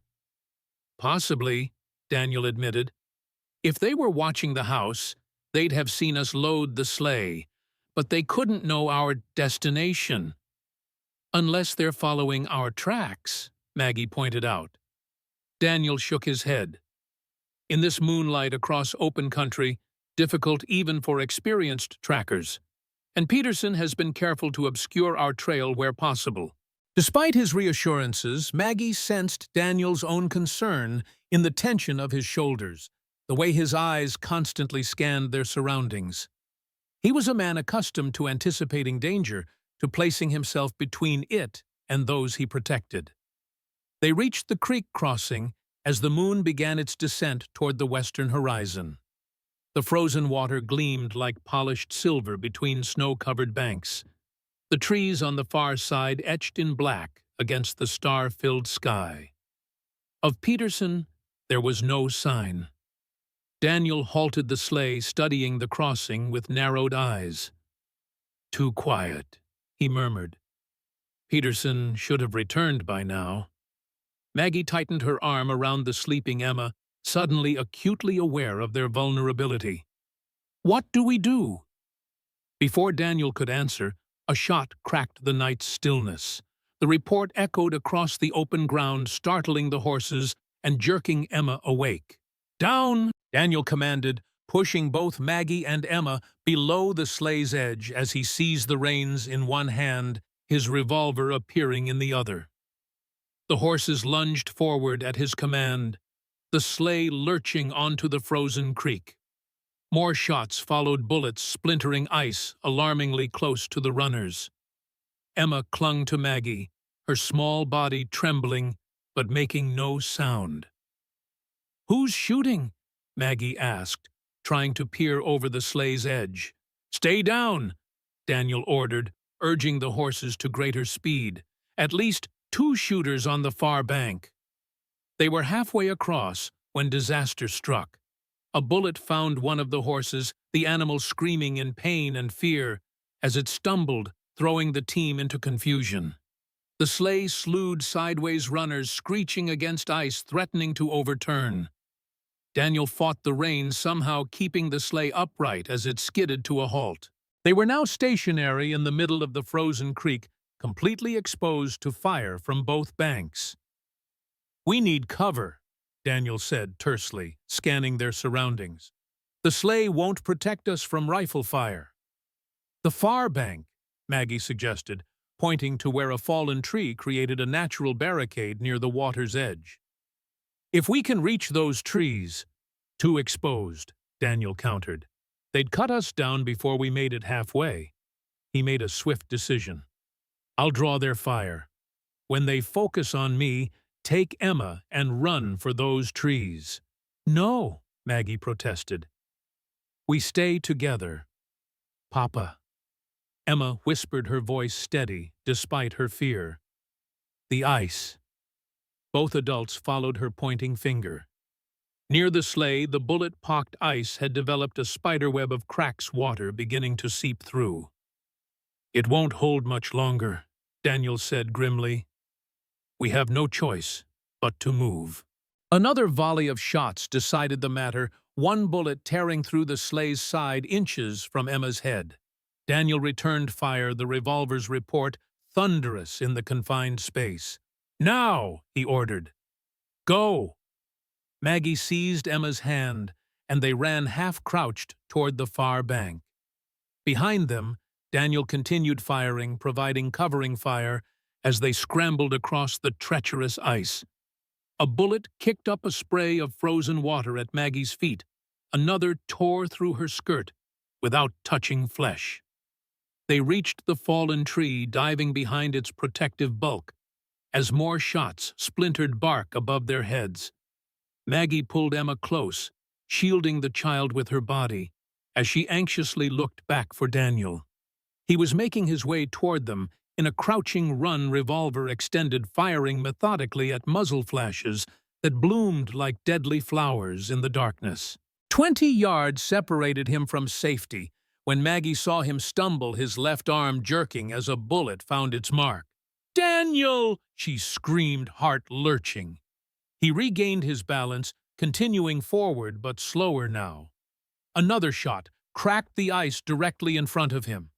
He changed direction, trying to avoid the weakening surface when the frozen creek gave way beneath his weight. Daniel plunged through the ice, disappearing to his waist in the frigid water. He struggled to pull himself out, but his wounded arm failed him, and the ice kept breaking beneath his hands.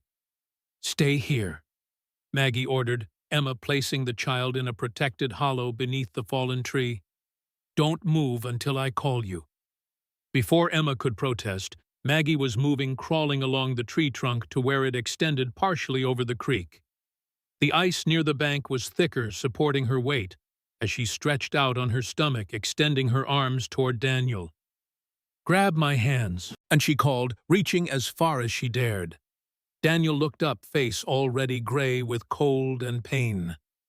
He lunged for her outstretched hands, their fingers touching briefly before he slipped back.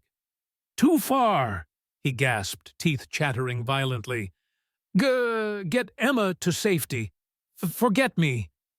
"Never," Maggie declared, inching farther out onto the ice, despite the ominous creaking beneath her. "Try again."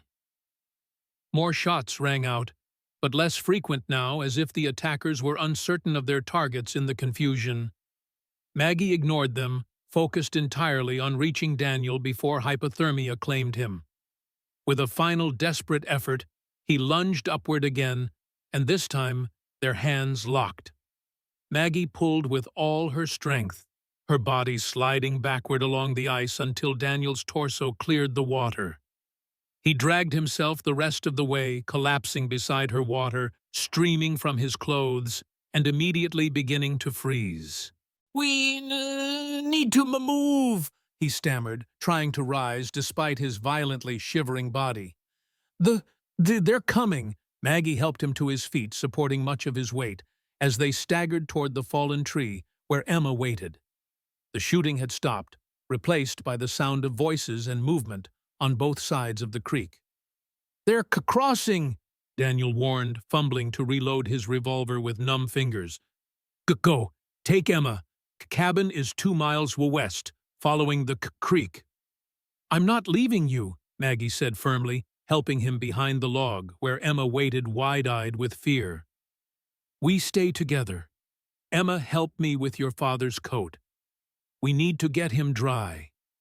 The child moved instantly to assist, her small hands working at Daniel's frozen buttons, while Maggie retrieved a blanket that had fallen from the sleigh during their flight. She wrapped it around Daniel's shoulders, then used her petticoat, torn into strips, to bind his wounded arm. No time," Daniel protested weakly. They're coming." "Then we'll face them together," Maggie said, picking up the revolver he had dropped, checking that it was loaded. "Or we leave together.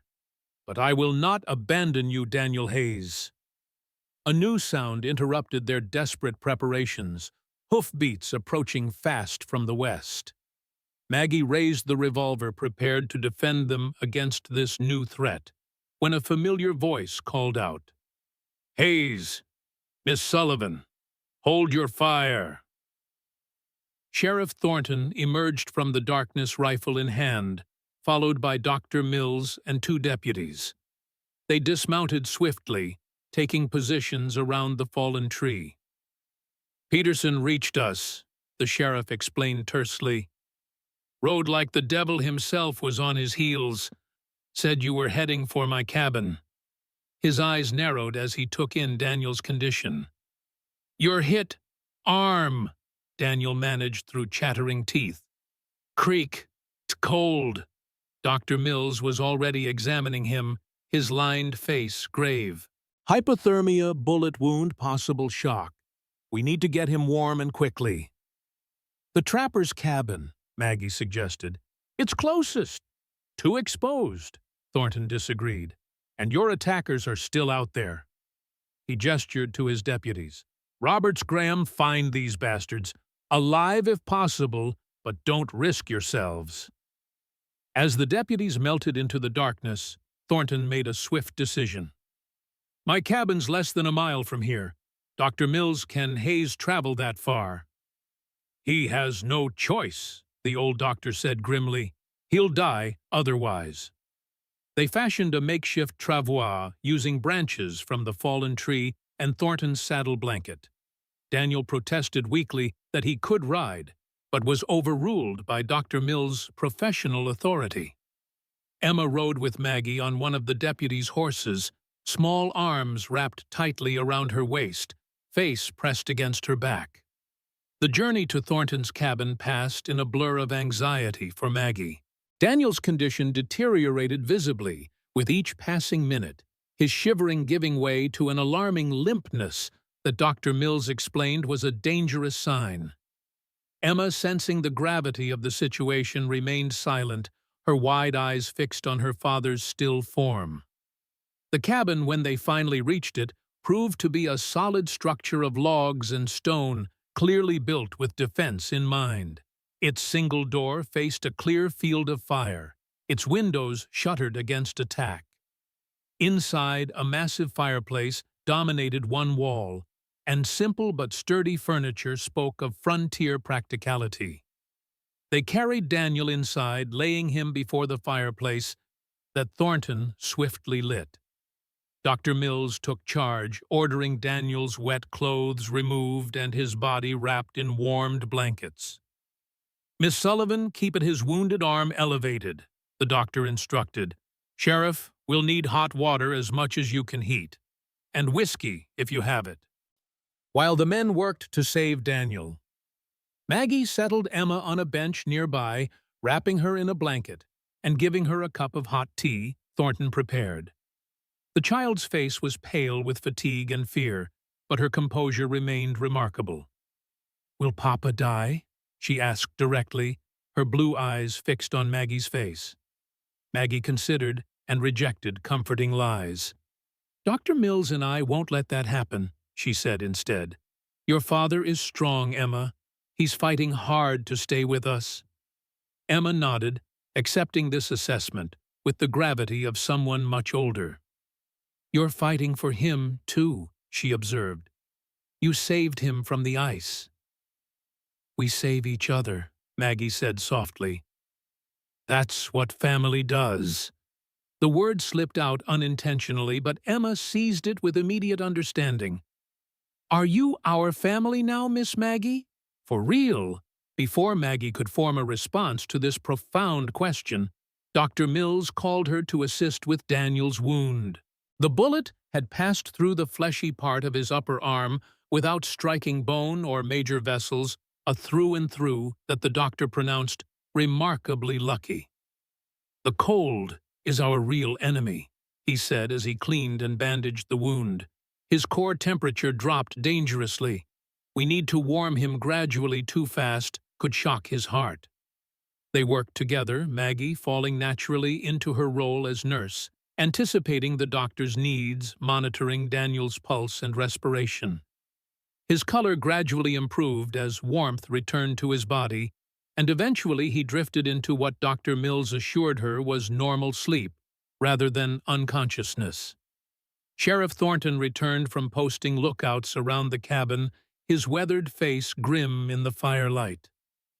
"No sign of Roberts or Graham yet," he reported, "or your attackers." Could they follow our trail here? Maggie asked, fear for Emma overriding concern for herself. Possible but difficult, Thornton replied. Snow's stopped, but the wind's picking up, covering our tracks, and this place isn't marked on any map. Dr. Mills joined them, wiping blood from his hands with a cloth. How is Daniel? Maggie asked immediately. Stable, the old doctor answered. His youth and strength serve him well. The wound is clean, and his body temperature is rising. He glanced toward Emma, who had finally succumbed to exhaustion and slept curled on a bench near the fire. The child is remarkable. Not a tear, not a complaint. She's had practice being brave, Maggie said softly, thinking of all Emma had endured in her young life. The night wore on, the cabin's occupants taking turns at watch, while the others rested. Maggie refused to leave Daniel's side, monitoring his condition with professional attention, masking personal concern. Sometime in the deepest part of night, his eyes fluttered open, focusing on her face with effort. Emma, he whispered, voice barely audible. Safe, Maggie assured him, taking his hand between both of hers. Sleeping. We're in Sheriff Thornton's cabin.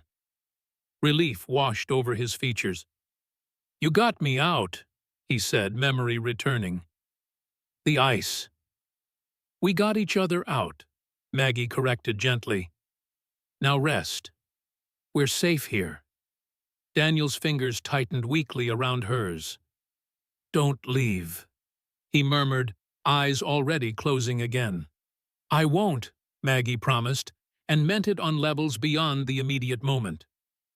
Dawn broke clear and cold sunlight streaming through the cabin's small windows to illuminate a scene of provisional domesticity. Dr. Mills checked Daniel's wound, while Thornton prepared a simple breakfast.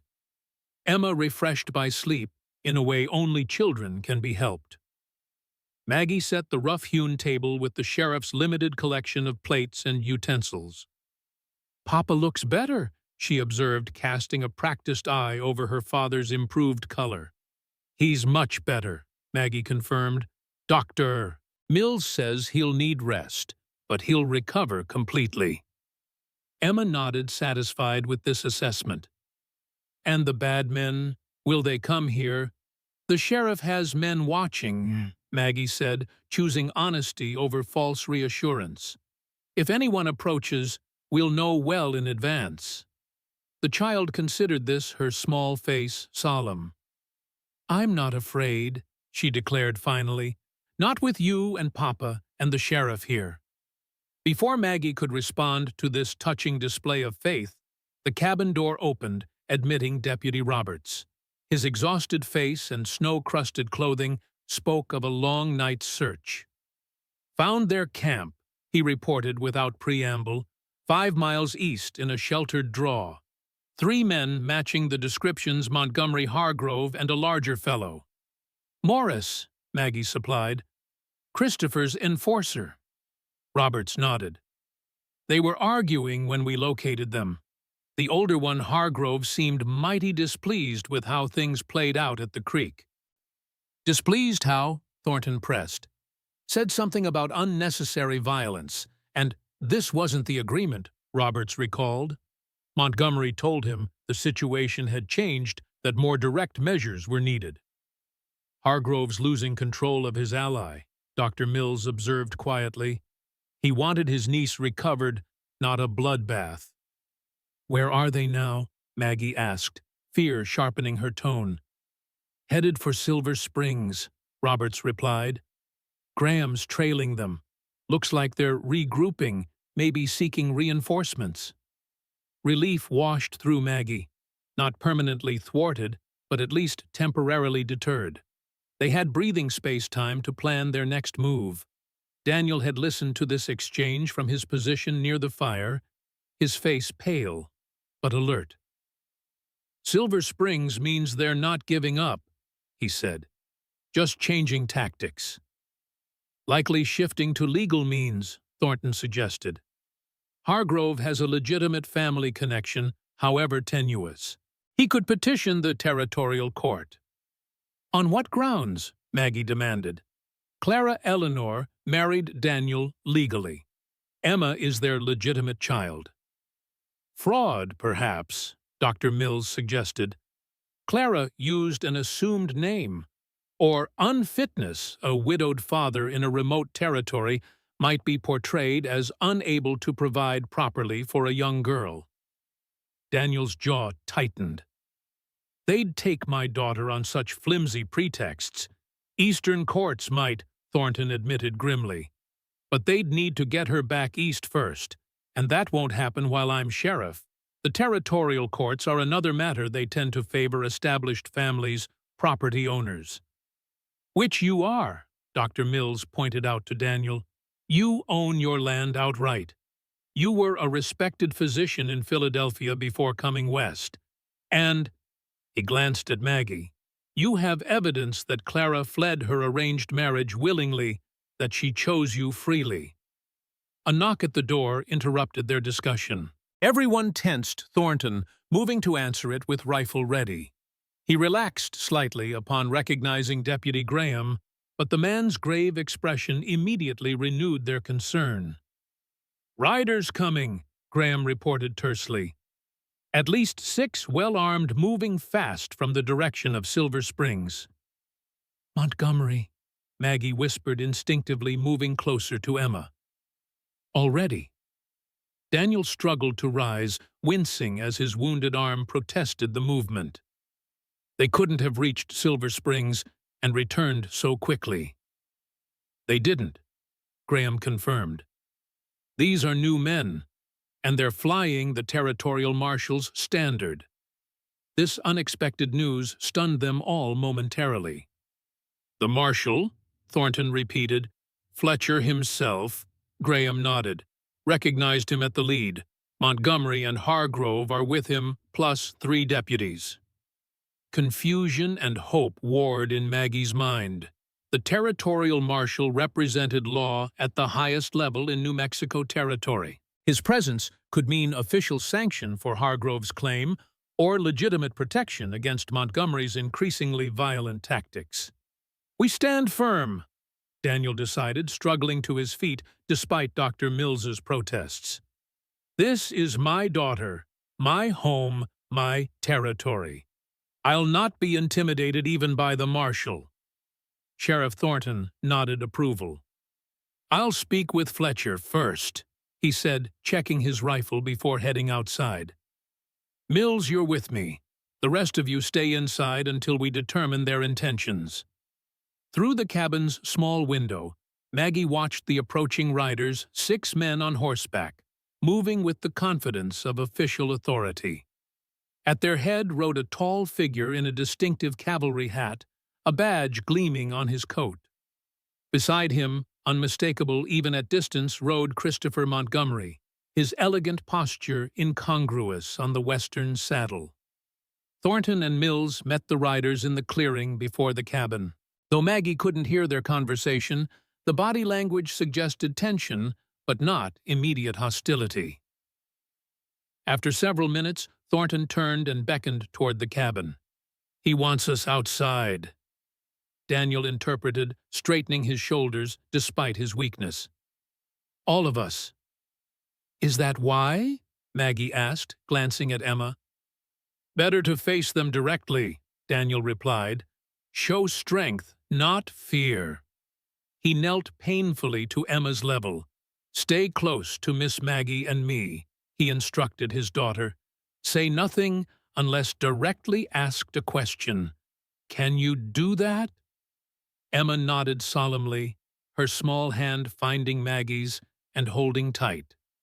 The 3 of them stepped into the crisp morning air, presenting a united front before the mounted men. Marshal Fletcher, for it was indeed, he dismounted with fluid grace that belied his considerable height. He approached them directly, his weathered face impassive beneath his distinctive hat. "Hayes," he greeted Daniel, his voice carrying the natural authority of his office. "I'm Territorial Marshal James Fletcher. I understand there's been some trouble concerning you and your daughter. Trouble is one word for it, Daniel replied evenly. Armed assault would be another. Attempted kidnapping a third. Fletcher's gaze shifted to Montgomery and Hargrove, who remained mounted. Serious allegations, he observed. Care to respond, gentlemen? Montgomery's handsome face arranged itself into an expression of injured innocence. A misunderstanding, Marshal, he said smoothly. We came to speak with Dr. Hayes about his daughter, who happens to be my fiancé's niece. When we approached his property, we were fired upon without warning. That's a lie, Maggie interjected, unable to contain herself. They broke into the Hayes home, searched it without permission, then pursued us with deadly intent when we sought safety elsewhere. Fletcher studied her with sharp eyes. And you would be Margaret Sullivan, she replied, lifting her chin slightly. I'm a guest of Dr. Hayes and his daughter. Recognition flickered across the marshal's face. From Boston, he stated, rather than asked. Recently departed under unusual circumstances. Fear lanced through Maggie. How much did this man know? How far did Montgomery's influence extend? I left Boston of my own free will, she said firmly. Any suggestion otherwise is false. Fletcher nodded, seeming to file this information away. He turned his attention to Emma, his stern expression softening slightly. And you must be Emma, he said, his voice gentler than it had been with the adults. How are you holding up through all this excitement? Emma regarded him solemnly, remembering her father's instructions to speak only when directly addressed. I'm well, thank you, sir, she replied with impeccable manners. Though I would prefer to return home with my father and Miss Maggie. A barely perceptible smile touched the marshal's mouth. Understandable, he said. And who are these gentlemen who've come to see you? He gestured toward Montgomery and Hargrove. Emma's small brow furrowed. I don't know them, she replied honestly. They came to our house without permission and made a mess. Then they tried to hurt Papa at the creek. Hargrove flinched visibly at this direct accusation from his niece's child. Montgomery remained impassive, though a muscle ticked in his jaw. Marshal, Hargrove said, urging his horse forward slightly. If I may speak with my grandniece privately, there are family matters she should understand. The child stays with me. Daniel interrupted his tone, brooking no argument, despite his weakened condition. Any conversation you wish to have with my daughter will include me. Fletcher held up a hand, forestalling further debate. Let's be clear about something, he said, his voice carrying to all present. I'm here to establish facts and ensure the law is upheld, territorial law, not Boston law or personal law. His gaze swept over the assembled group.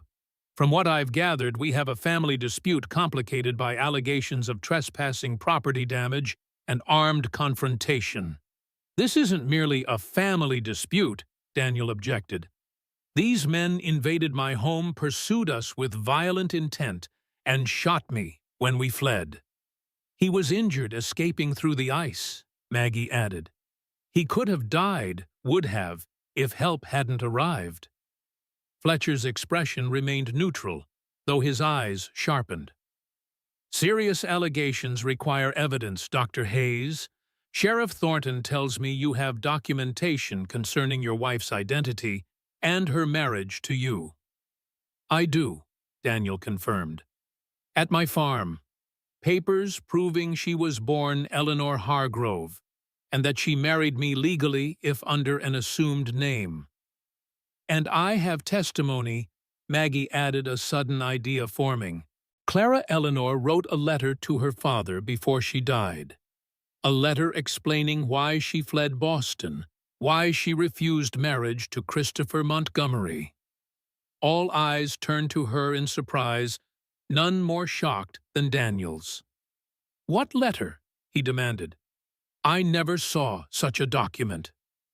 It was among Clara's personal effects.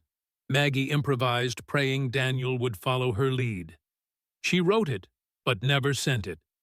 In it, she explains that she left Boston willingly to escape an arranged marriage to Mr. Montgomery, a man she found cruel and controlling. Montgomery's handsome face darkened with anger. "Lies," he snapped. "Eleanor was my fiancée. Any reluctance was merely feminine nerves, encouraged by Hayes, who seduced her away for her family's money." Daniel actually laughed at this, though the sound held no humor. "Clara didn't have access to a penny of Hargrove money," he said. "She came to me with nothing but the clothes she wore and worked as a nurse in my Philadelphia practice. If I'd wanted wealth, I chose very poorly." Fletcher held up his hand again, forestalling further argument. "These are matters for a proper hearing," he said firmly, "which I intend to convene in Santa Fe next week. Until then," he fixed Montgomery and Hargrove with a steely gaze, "there will be no further attempts to approach Dr. Hayes or his daughter without legal sanction. Is that understood?" Montgomery's jaw worked, but he nodded curtly. Hargrove seemed more genuinely accepting of the marshal's authority.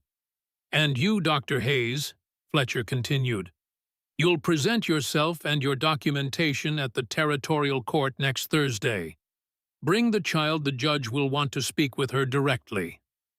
Daniel nodded, his face grave but composed. "We'll be there, Marshal." "Good." Fletcher mounted his horse with easy grace. "Sheriff Thornton, I'm leaving Deputy Morris here to ensure there are no further misunderstandings. The rest of us will return to Silver Springs to prepare the necessary papers." As the riders departed, Montgomery turned in his saddle, his cold eyes finding Maggie's across the distance. The message in that gaze was unmistakable. This isn't over. Then he was gone, following the marshal and his men down the snowy trail toward Silver Springs. In the sudden quiet, Emma's small voice broke the tension. "Are they gone for good?" she asked hopefully. "For now," Daniel replied, truth winning out over comfort. "But we'll need to face them again in Santa Fe." Dr. Mills approached, his lined face troubled. "That letter you mentioned," he said quietly to Maggie. "Does it actually exist?" Maggie hesitated, aware of Daniel's intent gaze. "I believe it must," she said carefully. "Clara was an educated woman. Surely she would have written to her father, tried to explain her choices, even if she never found the courage to send it." Understanding dawned in the old doctor's eyes. "A reasonable assumption," he agreed. "And if such a letter were found among her effects, it would carry significant weight with the territorial court." Daniel studied Maggie's face, comprehension slowly replacing confusion. "Yes," he said finally. "I should search Clara's trunk more thoroughly when we return home. Such a letter would be illuminating for all concerned." Sheriff Thornton rejoined them, his weathered face creased with concern. "Fletcher's a good man," he said. "Fair-minded. But he's also bound by territorial law, which tends to favor established families." "Then we'll need to be very convincing," Maggie replied, determination hardening within her. Montgomery might have resources influence even the territorial court's potential bias on his side. But she had truth, or would have once they created the letter Clara should have written. Looking at Daniel and Emma standing together against the morning sky, Maggie knew with bone-deep certainty that she would do whatever necessary to protect them. Her journey had begun in fear and flight, but it had led her to this moment of fierce resolve, to these people who had become, in the space of mere days, more precious to her than her own safety. Montgomery would not win. Emma would not be taken. And she, Margaret Sullivan, would no longer run. She had found her place, her purpose, her family, even if they didn't yet know it themselves. Emma slipped her small hand into Maggie's, looking up with complete trust. "We're going home now," she asked hopefully. Home. The word resonated in Maggie's heart like a bell clear and true. "Yeah," she said, squeezing Emma's hand gently. "We're going home." The cabin glowed with warmth and light as dusk settled over the New Mexico foothills. A fire crackled in the stone hearth, casting dancing shadows across rough-hewn walls. Emma sat cross-legged on a bearskin rug, carefully placing fresh bandages into a small pile, her face serious with concentration. Daniel watched her from his position on the cabin's only bed where Dr. Mills had insisted he remain for at least another day. The bullet wound in his arm had been properly cleaned and stitched, but the real danger had been the hypothermia from his fall into the icy creek. Even now, nearly 24 hours later, he still felt the lingering chill in his bones. "How many more bandages do you need, Emma?" he asked, his voice stronger than it had been that morning. The child looked up, her solemn expression melting into a smile. "Dr. Mills said we should have lots ready, in case your arm starts bleeding again." She turned to Maggie, who was stirring something fragrant on the small stove. "Am I doing it right, Miss Maggie?" "Perfectly," Maggie assured her. "You're a natural nurse. Maybe someday you'll follow in your father's footsteps and become a doctor." Emma beamed at the praise. "Or I could be a nurse like you. Then we could all work together." The innocent suggestion hung in the air, laden with unspoken meaning. Daniel's eyes met Maggie's over Emma's head, a moment of silent communication passing between them. The marshal and his deputies had left that morning, taking Montgomery, Hargrove, and Morris to Santa Fe to face charges.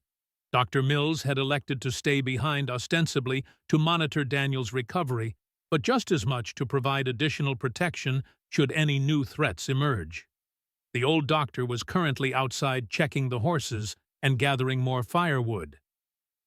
"Emma," Daniel said gently, "why don't you go help Dr. Mills with the firewood? He's not as young as he pretends to be." The child nodded eagerly, always happy to be useful. "I'll make sure he doesn't carry too much," she declared with adorable seriousness. "He makes his bad knee worse when he carries heavy things." After Emma had donned her coat and mittens and scampered outside, Daniel turned to Maggie. "She's grown attached to you," he said softly, "more quickly than I would have thought possible." Maggie moved to sit beside him on the edge of the bed. "Children are resilient that way," she replied. "And Emma, she's special, Daniel." "Like her mother," Daniel said, then corrected himself with a wry smile. "No, not like Clara at all, like the woman I thought Clara was. Or perhaps like you." "I'm nothing special," Maggie demurred. "We both know that's not true," Daniel countered, reaching for her hand. "You saved our lives yesterday, Maggie. Without your courage, your determination, Montgomery would have taken Emma, and I would likely be dead." Maggie's fingers tightened around his. "You would have done the same for me." "That was different," Daniel insisted. "You put yourself at risk for people you've known less than a week. That takes a special kind of courage." "Or perhaps just the recognition of what matters," Maggie said softly. "Emma matters. You matter." Daniel studied her face, marveling at the quiet strength he saw there. When Maggie Sullivan had stepped off the train in Dust Creek, cold and frightened and bleeding, he could never have imagined what she would come to mean to him and Emma in such a short time. "What happens now?" he asked, voicing the question that had been hovering between them since the marshal's departure. "Once I'm well enough to travel, once the charges against Montgomery are formalized." Maggie looked down at their joined hands, her expression thoughtful. "I should go to Silverstone," she said slowly, "to speak with Samuel Richardson in person. I owe him that much." Hope rose in Daniel's chest. "You've decided not to marry him, then?" Maggie met his eyes squarely. "How could I? when my heart is already given elsewhere. The simple, direct admission took Daniel's breath away. In that moment, he knew with absolute certainty what he wanted. What he had wanted, perhaps, from the first moment Emma had thrown her arms around this remarkable woman. "Maggie," he began, but was interrupted by the cabin door swinging open, admitting Emma and Dr. Mills with arms full of firewood. "Papa, look how much we found," Emma announced proudly. "And Dr. Mills showed me tracks in the snow, rabbit and fox, and even a deer." "Very impressive," Daniel agreed, reluctantly releasing Maggie's hand as she rose to help with the firewood. The conversation would have to wait, but the look they exchanged held promise of its continuation. The journey back to Dust Creek 3 days later was uneventful, if slow, due to Daniel's continuing recovery. Dr. Mills rode ahead to alert Sheriff Thornton of their approach, while Daniel drove the sleigh with Emma and Maggie beside him. The Hayes farmhouse looked unchanged from the outside, though Maggie knew the interior had been thoroughly searched by Montgomery and his allies. As they approached, Deputy Peterson emerged from the barn, raising a hand in greeting. "All quiet, Dr. Hayes," he reported as they pulled up. "No sign of trouble since you left." "Thank you, Peterson," Daniel said carefully, descending from the sleigh. His arm remained in a sling, and his movements were still hampered by stiffness, but his color was better, and the determined set of his jaw spoke of a man well on the road to recovery. Inside the house showed signs of hasty tidying. Someone had attempted to restore order after Montgomery's invasion. Books had been returned to shelves, though not necessarily in their original positions, and the contents of Daniel's desk had been gathered into neat piles. "Home sweet home," Daniel said with a rueful smile, surveying the disarray. "It will take some time to sort everything back to rights." "We'll manage," Maggie assured him, already helping Emma out of her coat. Despite Daniel's protests that he was perfectly capable of resuming normal activities, Maggie and Emma insisted on installing him in his armchair by the fire, with strict instructions not to exert himself. Dr. Mills, arriving shortly after them, reinforced these orders with medical authority. "The last thing we need is you reopening that wound or developing pneumonia from your creek adventure," the old doctor said firmly. "At least 2 more days of limited activity, Daniel. Doctor's orders."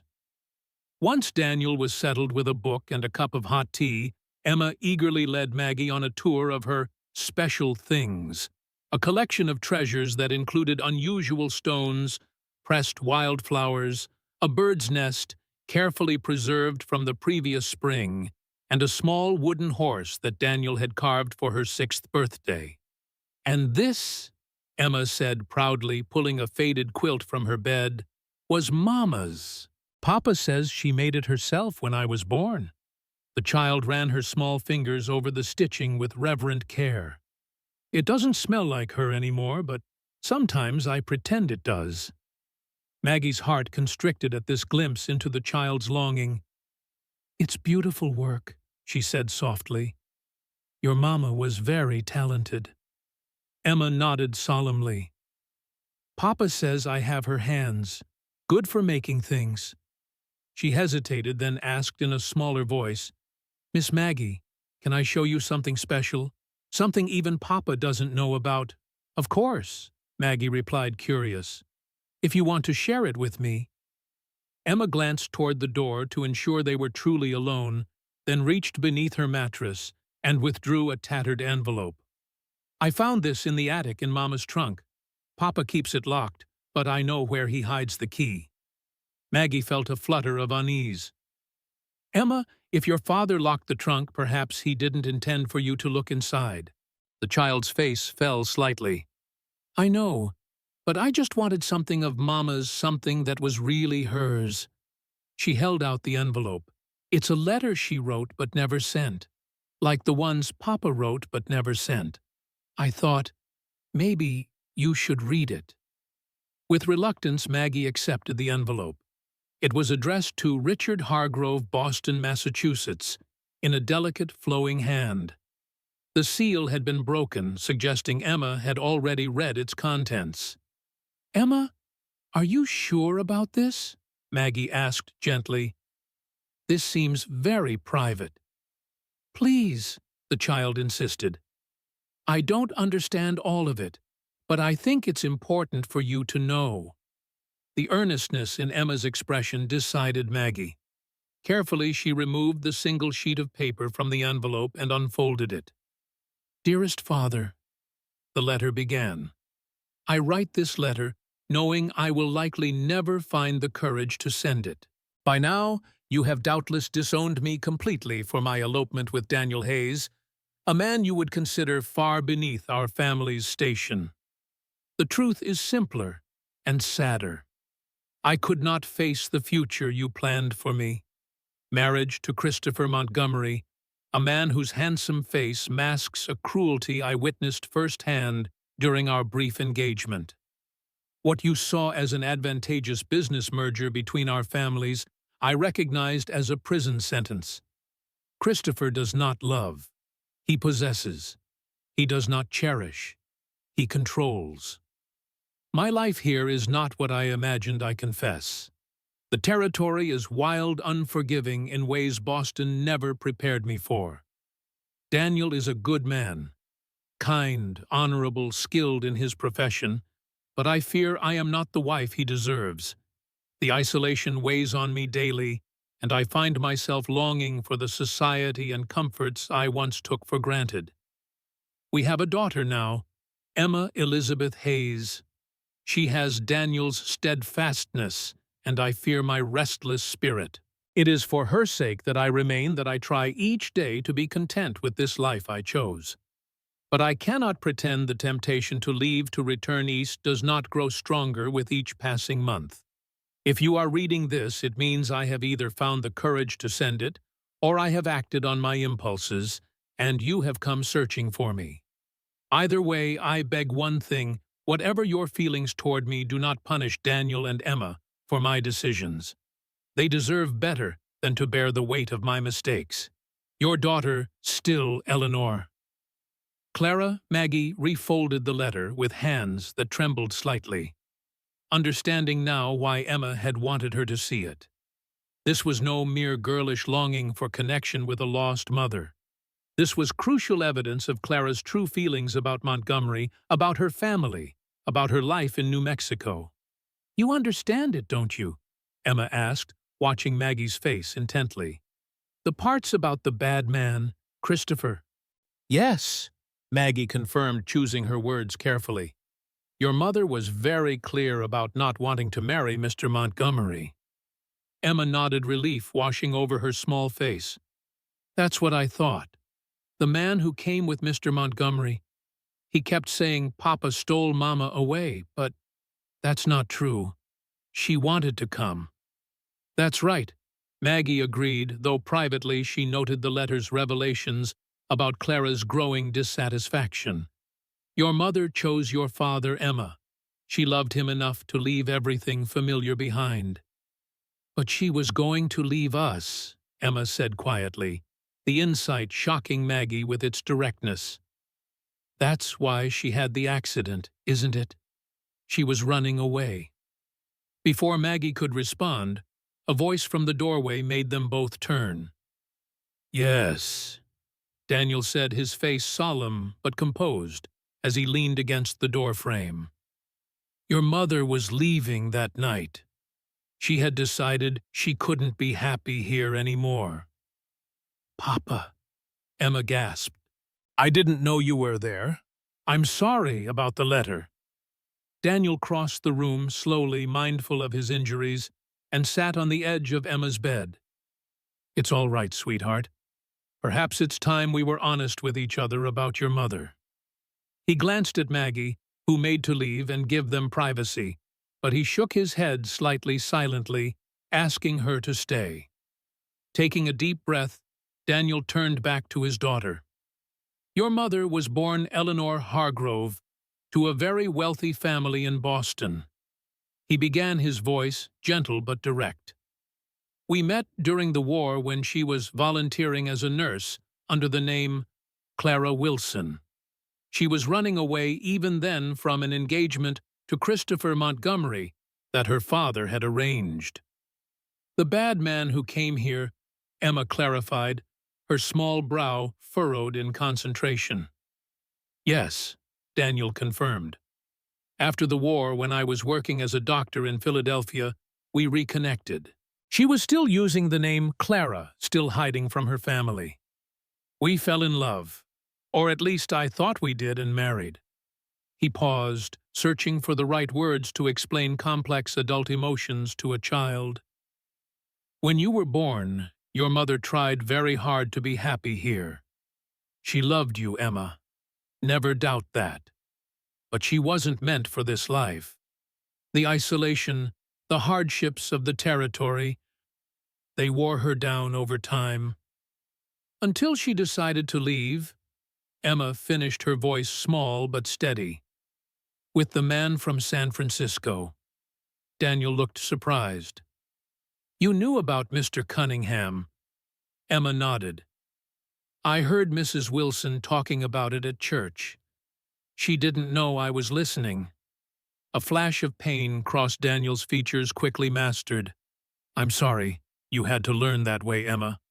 I should have been honest with you from the beginning, instead of maintaining the fiction that your mother died of illness. You were trying to protect me, Emma said with surprising understanding, so I wouldn't hate her for leaving. Daniel gathered his daughter into a gentle embrace with his good arm, his eyes meeting Maggie's over the child's head. In that gaze, Maggie saw gratitude, relief, and something deeper, a recognition that this difficult truth-telling was necessary for all of them to move forward. I think, Maggie said softly, that your mother was a complex person, Emma. She made choices, some good, some perhaps not so good. But in this letter I see a woman who cared deeply about you, who wanted to protect you from any fallout from her actions. Emma pulled back from her father's embrace, considering this. Do you think she would have come back if she hadn't had the accident? Daniel hesitated. I don't know, he admitted finally. I'd like to think she would have realized what she was giving up and returned to us, but we'll never know for certain. Emma nodded, absorbing this with the resilience of childhood. Then she turned to Maggie, her blue eyes serious. Are you going to leave too? The question, so direct and laden with fear, caught Maggie off guard. She glanced at Daniel, whose expression remained carefully neutral, giving her space to answer honestly. I need to go to Silverstone briefly, Maggie said gently, to speak with Mr. Richardson and explain that I can't honor our arrangement, but then I'll come back, Emma, if that's what you and your father want. We do, Emma said firmly, looking to Daniel for confirmation. Don't we, Papa? Daniel's face softened into a smile that transformed his usually serious features. Yes, Emma, we very much want Miss Maggie to come back. Maggie's heart swelled with emotion. Then I'll return as quickly as I can, she promised. The next morning, as Maggie prepared for her journey to Silverstone, Dr. Mills took her aside while Daniel was occupied with Emma. There's something you should know before you leave, the old doctor said, his voice low. I've received word from Santa Fe. The charges against Montgomery are proceeding, but there's a complication. Maggie felt a chill. What kind of complication? His family has sent lawyers, good ones. They're arguing diminished capacity. Dr. Mills's expression was grim. They claim Christopher has been unwell for some time, that his obsession with you and with Eleanor before you stems from a disorder of the mind rather than criminal intent. And you believe this? Maggie asked, skeptical. The doctor sighed. Having observed the man, I believe there may be some truth to it. His fixation does seem pathological, but that doesn't make him any less dangerous, Maggie. In fact, it may make him more so. What does this mean for us, for Emma? It means the legal resolution we hoped for may not be straightforward. The Montgomery family has the means to have Christopher declared incompetent and returned to their custody rather than imprisoned. Dr. Mills placed a weathered hand on her arm. Be careful in Silverstone. Travel quickly and return quickly. Until this matter is truly resolved, you're all still at risk. The warning cast a shadow over Maggie's preparations. When Daniel insisted on escorting her to the station despite his injuries, she didn't protest. "I wish I could go with you," he said as they waited for the train, Emma between them holding each of their hands. "I'll be fine," Maggie assured him, though Dr. Mills' warning echoed in her mind. It's a straightforward journey and a conversation that needs to happen in person. "Still," Daniel pressed, "take this." He handed her a small Derringer pistol carefully hidden from Emma's view. "Just in case. The territorial marshal has men watching for Montgomery's associates, but precaution is wise." Maggie accepted the weapon, tucking it into her handbag. The gesture spoke volumes about Daniel's concern and about the real danger that might still exist. As the train approached, Emma threw her arms around Maggie's waist. "Come back soon," the child whispered fiercely. "Promise?" "I promise," Maggie said, kneeling to embrace her properly. 3 days at most. And when I return, we'll have so much to talk about." Emma nodded, releasing her reluctantly. Daniel stepped forward next, and for a moment Maggie thought he might embrace her as well. Instead, mindful of the public setting, he took her hand in both of his. "Safe journey," he said, his voice low. "And remember, whatever happens in Silverstone, you have a home to return to."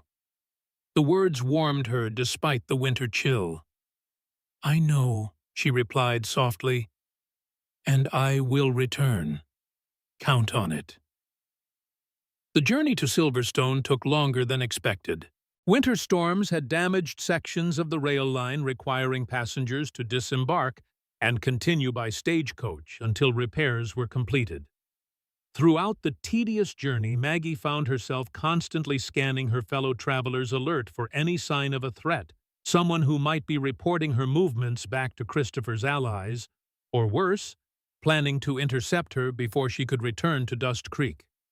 By the time she reached Silverstone, she was exhausted from the combination of difficult travel and constant vigilance.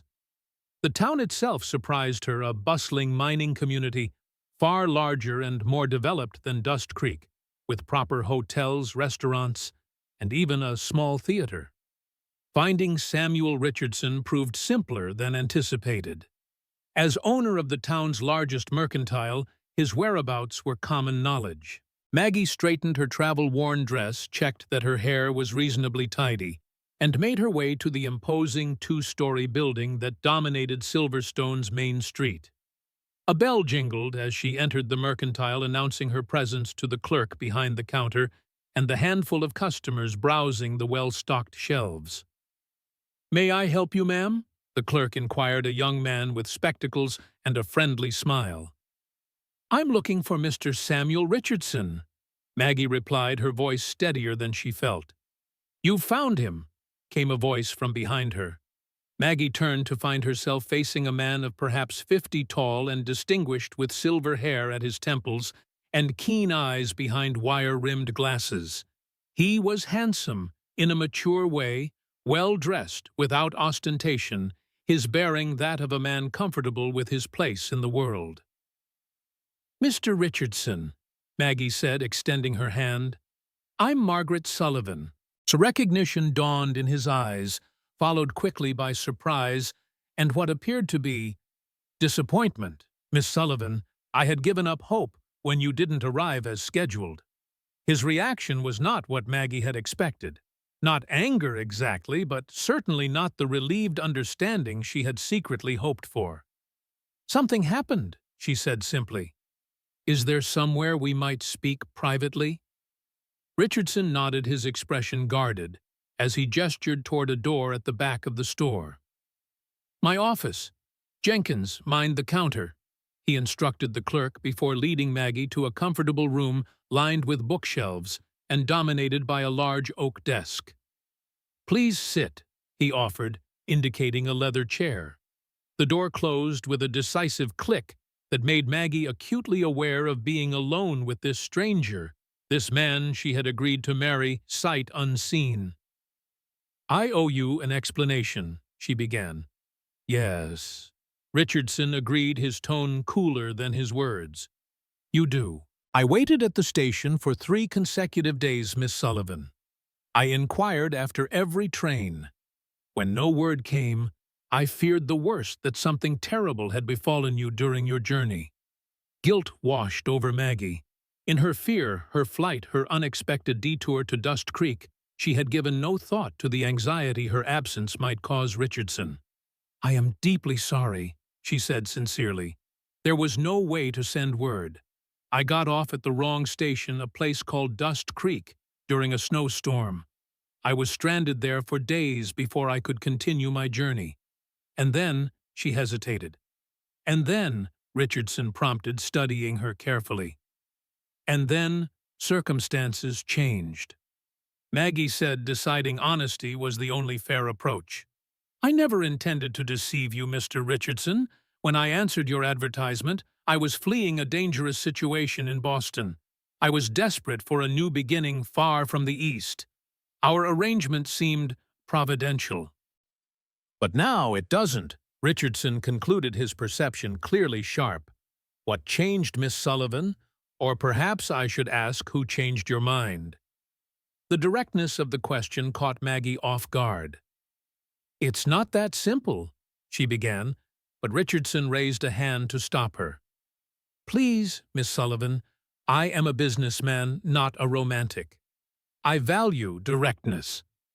If you found a more suitable arrangement, I would prefer to know plainly. Maggie took a deep breath. In Dust Creek, I met a man and his daughter. Their kindness in sheltering me during the storm gradually became something more. I didn't plan it, Mr. Richardson. I never intended to renege on our agreement. But I cannot in good conscience marry you when my heart now belongs elsewhere. She braced herself for anger, for accusations of fickleness or worse. Instead, Richardson surprised her by leaning back in his chair, his expression thoughtful rather than outraged. I see, he said after a moment. And this man, he returns your feelings? Yes, Maggie confirmed. Though nothing has been formalized between us. I insisted on coming here first to speak with you in person. I owed you that much. Richardson nodded slowly, appearing to weigh her words. That was honorable of you, Miss Sullivan. Many would have simply disappeared or sent a letter. Traveling all this way alone to deliver disappointing news shows character. Relief began to ease the tension in Maggie's shoulders. You're very understanding, Mr. Richardson. Understanding, perhaps. Disappointed, certainly, he admitted. You seemed an ideal match on paper, Miss Sullivan. A woman of education and refinement, seeking a practical arrangement rather than romantic nonsense, he sighed. Though I confess the events of the past weeks had already forced me to reconsider our arrangement. How so? Maggie asked, curious despite herself. My daughter Charlotte, she's 16 now, was quite vocally opposed to the idea of my remarriage. Our home has been just the two of us since her mother died 8 years ago. While I thought she needed a maternal influence, he shrugged. She made it abundantly clear that she disagreed. Understanding dawned in Maggie's eyes. So my failure to arrive gave you both time to reconsider. Precisely. A small smile touched Richardson's lips. Though I would still have honored our agreement had you arrived as planned. I am a man of my word, Miss Sullivan. As am I ordinarily a woman of mine, Maggie said, which is why breaking our arrangement pains me even knowing it's the right decision. Richardson studied her for a long moment. Tell me about this man in Dust Creek. What makes him worth abandoning our carefully considered plans? The question wasn't asked with bitterness, but genuine curiosity. Maggie found herself describing Daniel his quiet strength, his devotion to Emma, the skilled doctor beneath the farmer's exterior. As she spoke, she realized she was revealing more than she intended, laying bare feelings she had barely acknowledged to herself. "His name is Daniel Hayes," she concluded, "and I didn't plan to care for him or for his daughter, but I do, deeply." Richardson nodded slowly. "Then I wish you happiness with him, Miss Sullivan. Truly, plans change. Life takes unexpected turns. Only a fool refuses to adjust course when circumstances demand it." The gracious acceptance moved Maggie deeply. "Thank you," she said sincerely. "You're a good man, Mr. Richardson. Your daughter is fortunate to have you." As they concluded their conversation, Richardson rose and extended his hand formally. "I consider our arrangement dissolved, Miss Sullivan, with no ill will on either side. When do you return to Dust Creek?" "Tomorrow morning," Maggie replied, accepting his handshake with relief. "The early train. Then allow me to offer you dinner this evening and lodging at my home tonight," Richardson said. "My daughter is visiting friends, and our housekeeper provides an impeccable chaperone. Consider it a gesture of goodwill between almost partners." The kindness of the offer coming after she had essentially rejected him moved Maggie deeply. "That's very generous," she said. "Not at all," Richardson demurred. "Merely practical. The hotels are likely full with the mining traffic, and I imagine your funds are limited after your extended journey." Practical indeed, but with an underlying kindness that spoke well of the man. Maggie accepted, gratefully aware that her financial resources were indeed dwindling after the unexpected detour. The evening at the Richardson home proved unexpectedly pleasant. The house itself was elegant without being ostentatious, revealing its owner's comfortable circumstances and good taste. Mrs. Perkins, the housekeeper, served a delicious dinner and then discreetly withdrew, leaving Maggie and Richardson to converse like old friends rather than strangers whose paths had briefly crossed. "I've been thinking about your story," Richardson said as they enjoyed coffee afterward. "The coincidence of your resemblance to Dr. Hayes's late wife, the child's immediate acceptance of you, it's rather remarkable." "It is," Maggie agreed. "There have been moments when I've wondered if it was mere chance or something more purposeful." Richardson nodded thoughtfully. "My late wife was something of a believer in destiny," he said, a fond smile playing at his lips. "She used to say that the universe has a way of guiding us where we need to be, even when we think we're going somewhere else entirely." "A comforting thought," Maggie observed. "Indeed." Richardson studied her over the rim of his coffee cup. "May I offer one piece of unsolicited advice, Miss Sullivan?" "Of course." "Don't waste a moment," he said simply. "Whatever life you build with Dr. Hayes and his daughter, cherish every day of it. The future is never guaranteed." The quiet sincerity in his voice touched Maggie deeply. "I will," she promised. "And thank you, Mr. Richardson, not just for your understanding, but for your kindness." As she prepared to retire for the night, Richardson handed her a small parcel. "A token for your journey," he explained. "Nothing elaborate." Opening it in the privacy of her room, Maggie found a beautifully bound blank journal and a silver pen. The inscription inside the journal read simply, "For new beginnings, S.R." The thoughtful gift brought tears to her eyes. Samuel Richardson had proven himself to be a gentleman of rare quality. Exactly the kind of man she might have built a contented life with, had fate not intervened in the form of a snowstorm and a wrong station. Morning found Silverstone shrouded in an unseasonable fog, the streets eerily quiet, as Mrs. Perkins served Maggie an early breakfast before her departure. Richardson had already left for his store, leaving a note wishing her safe travels and happiness in her future. The stagecoach to the repaired rail line was scheduled to leave at 7, giving Maggie ample time to reach the station. As she walked through the misty streets, valise in hand, she couldn't shake a growing sense of unease. The fog muffled sounds and obscured shapes, making every footstep seem ominous, every shadowy figure potentially threatening. "You're being ridiculous," she told herself firmly. "Christopher Montgomery is in custody in Santa Fe. There's no danger here, yet Dr. Mills' warning about Montgomery's family and their legal maneuvers lingered in her mind, making her quicken her pace despite her attempts at rational calm. The stage depot was deserted when she arrived too early even for the driver or other passengers. Maggie set down her valise on a bench and checked her pocket watch. 20 minutes until the scheduled departure, 20 minutes alone in this unsettling fog. The sound of footsteps behind her made her turn sharply, heart pounding. Through the swirling mist emerged a figure that made her blood run cold. Alan Morris, Christopher Montgomery's driver and enforcer, whom she had last seen being taken into custody by Marshal Fletcher.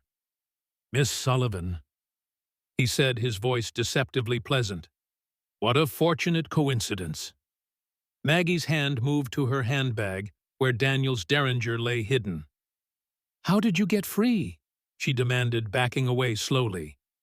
"You were arrested with Montgomery." Morris smiled, a cold expression that never reached his eyes. "The Montgomery family has resources, Miss Sullivan. Charges get dropped, doors open, especially for loyal employees who know how to be discreet." "What do you want?" Maggie asked, though she already knew the answer. "Mr. Montgomery sends his regards," Morris replied, advancing slowly. "He's currently indisposed in Santa Fe, but he was most insistent that you should join him there. For your own protection, of course." "I'm not going anywhere with you," Maggie declared, drawing the derringer from her bag and aiming it steadily at Morris's chest. "Stay back." Morris paused, eyeing the weapon with mild surprise rather than fear. Now, Miss Sullivan, is that any way to greet an old acquaintance? I'm merely offering you transportation to Santa Fe. Mr. Montgomery is most anxious to see you." "Mr. Montgomery is facing charges of kidnapping and attempted murder," Maggie retorted, "and you should be in a cell beside him." "Unfortunate misunderstandings," Morris said with a dismissive wave of his hand. "Soon to be resolved. Mr. Montgomery's condition has earned him the court's sympathy. Once the doctors confirm his temporary instability, all charges will be dismissed." Diminished capacity, Dr. Mills had warned. The Montgomery family was succeeding in painting Christopher as ill rather than criminal. "I'm not going with you," Maggie repeated, her grip tightening on the derringer. "The stage will be here any minute with other passengers and the driver." Morris's smile widened. "I'm afraid the stage has been delayed, Miss Sullivan. A broken wheel, most unfortunate. And this fog, very convenient for a private conversation, wouldn't you agree?" Fear coursed through Maggie, but she refused to show it. "I will shoot you if you come any closer," she warned. "Perhaps," Morris conceded. "But are you prepared to kill a man, Miss Sullivan? To have his death on your conscience? I think not." His hand moved to his coat pocket. "Now, let's be reasonable." Before he could finish, the sound of approaching hoofbeats penetrated the fog. Morris hesitated, clearly not expecting interruption. "Miss Sullivan," called a familiar voice. "Are you there?" "Mr. Richardson," Maggie called back, relief flooding through her. "Over here, I need help." Morris swore under his breath, his hand now clearly reaching for a weapon of his own. But before he could draw it, Samuel Richardson emerged from the fog on horseback, a rifle aimed squarely at Morris's chest. "Step away from the lady," Richardson commanded, his normally mild voice hard with authority. Morris assessed the situation quickly, recognizing the disadvantage. With a final cold glance at Maggie, he backed away. "Another time, Miss Sullivan," he said softly. "Mr. Montgomery is a patient man." Then he was gone, swallowed by the fog as quickly as he had appeared. Richardson dismounted, hurrying to Maggie's side. "Are you hurt?" he asked, concerned eyes scanning her face. "No, just shaken," Maggie admitted, the derringer now trembling in her hand. "How did you know to come—" "Mrs. Perkins mentioned the fog, and I recalled your concerns about the man you were fleeing in Boston," Richardson explained. "I thought it prudent to escort you to the stage myself, though it seems my instincts were more accurate than I knew." "The stage is delayed," Maggie said, recalling Morris's words. "He claimed it had a broken wheel." Richardson's expression darkened. "A deliberate sabotage, no doubt. Come, we must get you away from here immediately. It seems your Mr. Montgomery has more resources than we anticipated." "But where can I go if he can reach me here in Silverstone?" "You'll return to Dust Creek today," Richardson decided firmly. "But not by the public stage. I have a private conveyance that can take you directly, avoiding the regular routes where you might be intercepted." Thinking and willingness to help again after she had rejected his suit moved Maggie deeply. "Why are you doing this?" she asked, as he led her away from the station, his horse following obediently behind. Richardson glanced at her, surprise evident in his expression. "Because it's the right thing to do, Miss Sullivan. Because no one should be hunted like prey, least of all a woman whose only crime was refusing an unwanted suitor." He paused, then added with unexpected gentleness, "And perhaps because, had circumstances been different, I would have been proud to call you my wife." The simple honesty of the statement brought tears to Maggie's eyes. "Thank you," she said softly. "I don't know how to repay such kindness." "There's no debt to repay," Richardson assured her. "Simply be happy with your Dr. Hayes and his daughter. That will be repayment enough." Within an hour, Maggie was seated in Richardson's private carriage, a trusted driver at the reins, and 2 armed guards riding alongside employees from the mercantile whom Richardson had summoned to ensure her safe passage. "The journey will take longer by road than by rail," Richardson explained as he saw her off. "But James knows the way well, and will avoid the main routes where you might be intercepted. You should reach Dust Creek by nightfall." "Mr. Richardson," Maggie said impulsively, taking his hand before the carriage departed, "I wish we had met under different circumstances. In another life, I think we might have been very happy together." A smile touched his lips, genuine, though tinged with regret. "Perhaps, Miss Sullivan, but we must play the hand we're dealt. Your heart has chosen its path. Honor that choice, and live your life without regrets." As the carriage pulled away, Maggie watched Richardson's figure recede into the fog, marveling at how a man she had known for less than a day could show such nobility and kindness.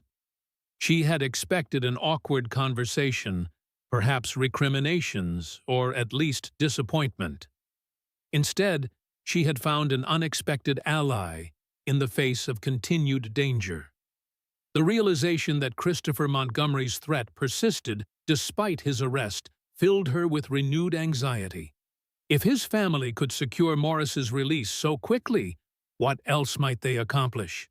Would Daniel and Emma ever truly be safe, as long as Christopher remained obsessed with her?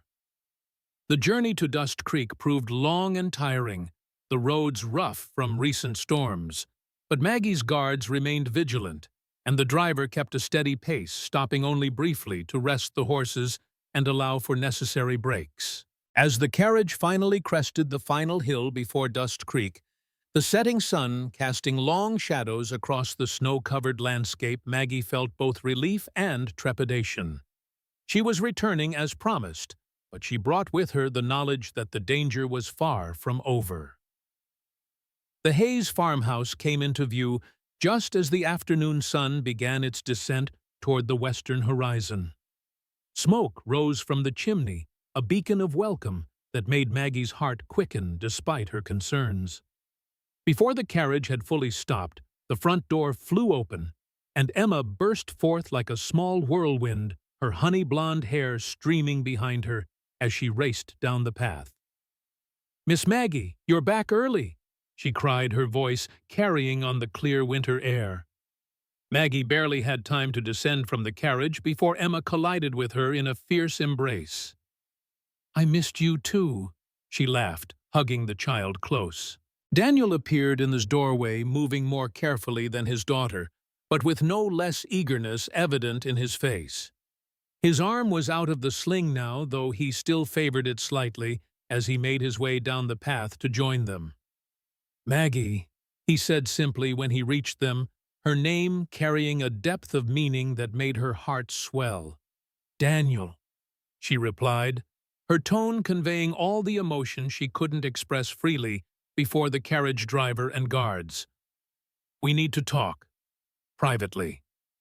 Understanding dawned in his eyes as he noticed the armed men accompanying her. "Of course," he said, turning to Emma. "Sweetheart, why don't you go inside and put the kettle on for our guests? They've had a long journey." Once Emma had reluctantly obeyed, Daniel turned back to Maggie, concern evident in his expression. "What happened?" he asked quietly. Briefly, Maggie recounted her encounter with Morris at the Silverstone stage depot and Richardson's unexpected rescue. "Morris is free," she concluded grimly, and he implied that Montgomery's family is succeeding in having him declared incompetent rather than criminal. "The danger isn't over, Daniel." Daniel's face hardened, his hand unconsciously moving to where his revolver would be if he were wearing it.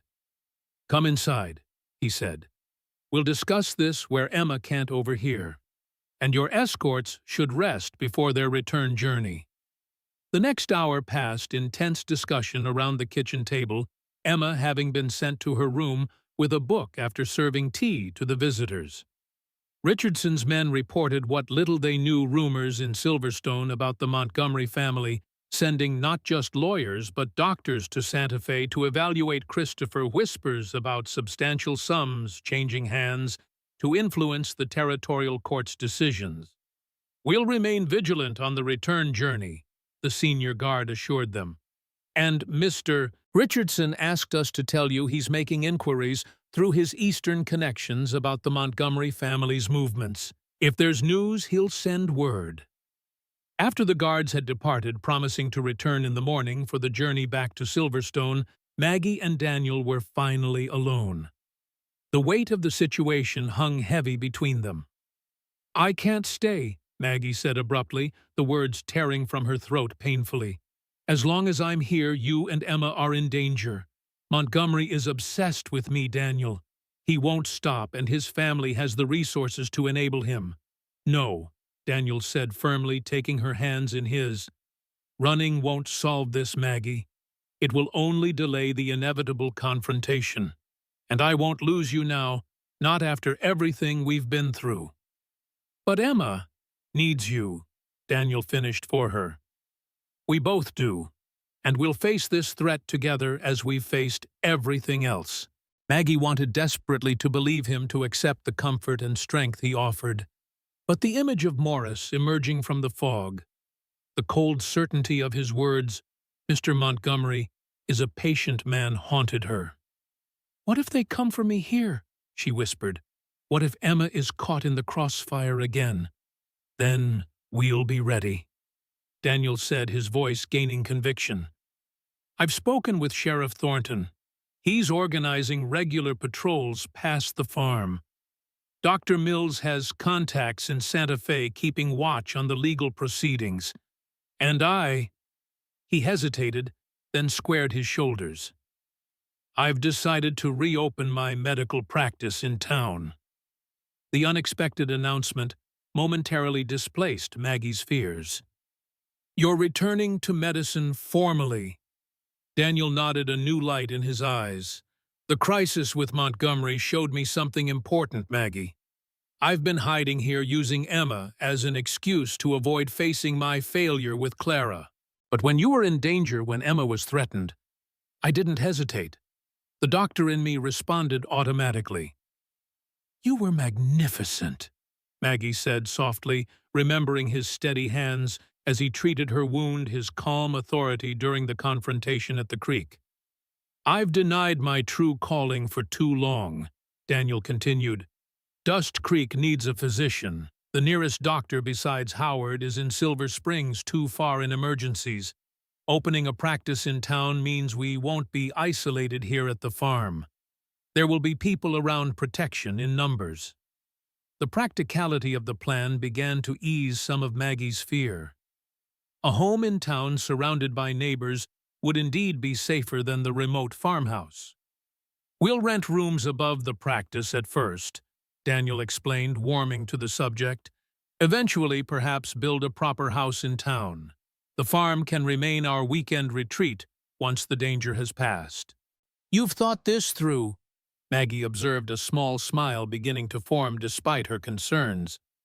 I had 3 days while you were gone, Daniel admitted, and a daughter who refused to consider any future that didn't include you. His expression sobered. I won't let Montgomery take this from us, Maggie. I won't let fear dictate our lives.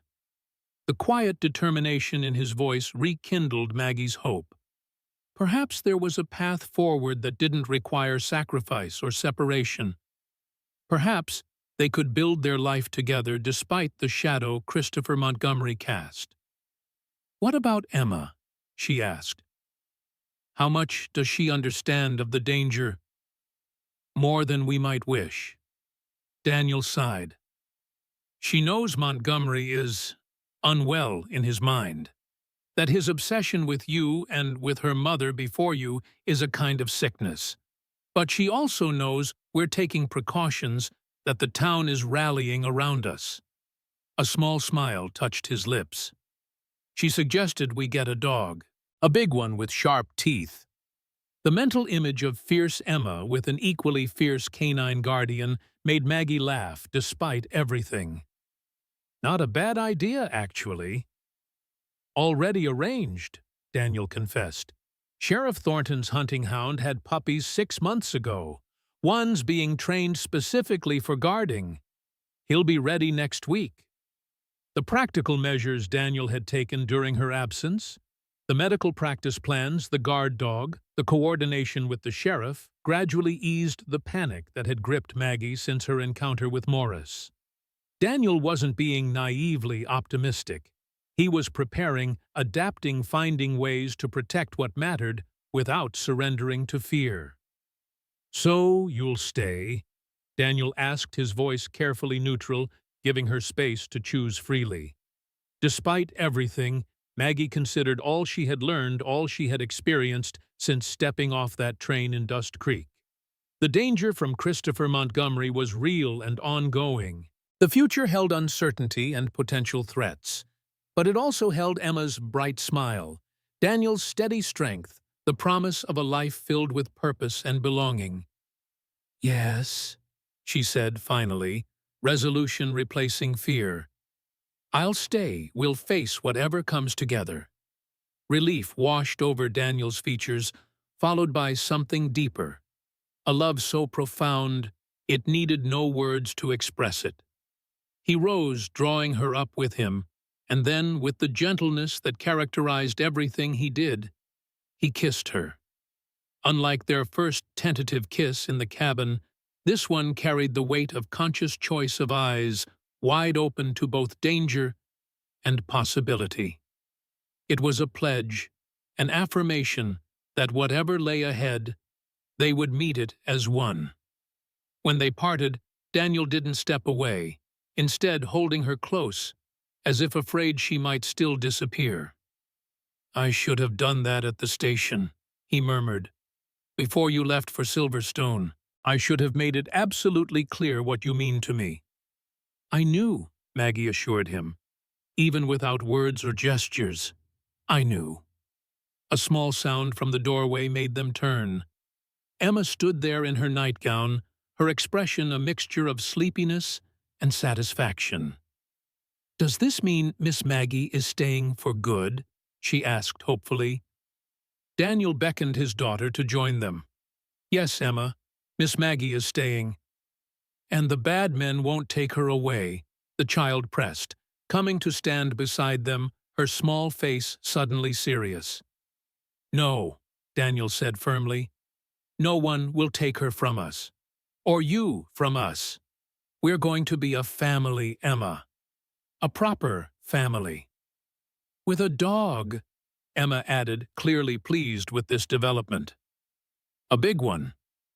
"With a dog," Daniel confirmed, smiling. "And a new house in town above the doctor's office." Emma considered this, head tilted thoughtfully. "Will I have my own room with a window?" "Absolutely," Maggie assured her, charmed by the child's practical concerns in the midst of such momentous decisions. "And we'll decorate it however you like." Satisfied with these promises, Emma hugged them both, then allowed herself to be escorted back to bed. When Daniel returned from tucking her in, his expression had grown serious again. "There's something I need to do properly," he said, reaching for Maggie's hand. "Something I should have done before you left for Silverstone." To Maggie's surprise, he knelt before her, still holding her hand in his. From his pocket, he withdrew a small object, a ring she realized with a catch of her breath. It was a simple band of silver, delicately engraved with a pattern of intertwining leaves. "I'm not a wealthy man," Daniel began, his voice steady despite the emotion evident in his eyes. "I can't offer you the life you might have had in Boston or even in Silverstone, but I can offer you a home, a family, and a heart that will cherish you until its final beat." He held out the ring. "Margaret Sullivan, will you do me the honor of becoming my wife and Emma's mother?" Though she had anticipated this moment, the reality of it, the simple perfection of his words, the earnest love in his eyes, the thought that had gone into the ring's design overwhelmed Maggie with emotion. "Yes," she said, her voice clear and certain, despite the tears that threatened. "Yes, Daniel Hayes, I will marry you. Nothing would make me happier." As he slipped the ring onto her finger, a perfect fit, Maggie felt the last pieces of her journey fall into place. The desperate flight from Boston, the wrong train station, in a snowstorm, the danger and fear they had faced together, all of it had led to this moment of profound rightness. Outside, snow began to fall again, gentle flakes drifting past the windows like blessings. But inside the Hayes farmhouse, soon to be their house, their home, their shared future, warmth and certainty reigned. Whatever tomorrow might bring Montgomery's continued threats, the challenges of rebuilding Daniel's medical practice, the inevitable adjustments of blending their lives together, they would face it united. Not as a mail-order bride fulfilling a practical arrangement, but as two people who had found in each other exactly what they hadn't known they were seeking. Maggie Sullivan had gotten off at the wrong station in a snowstorm and found to her eternal gratitude exactly the right destination.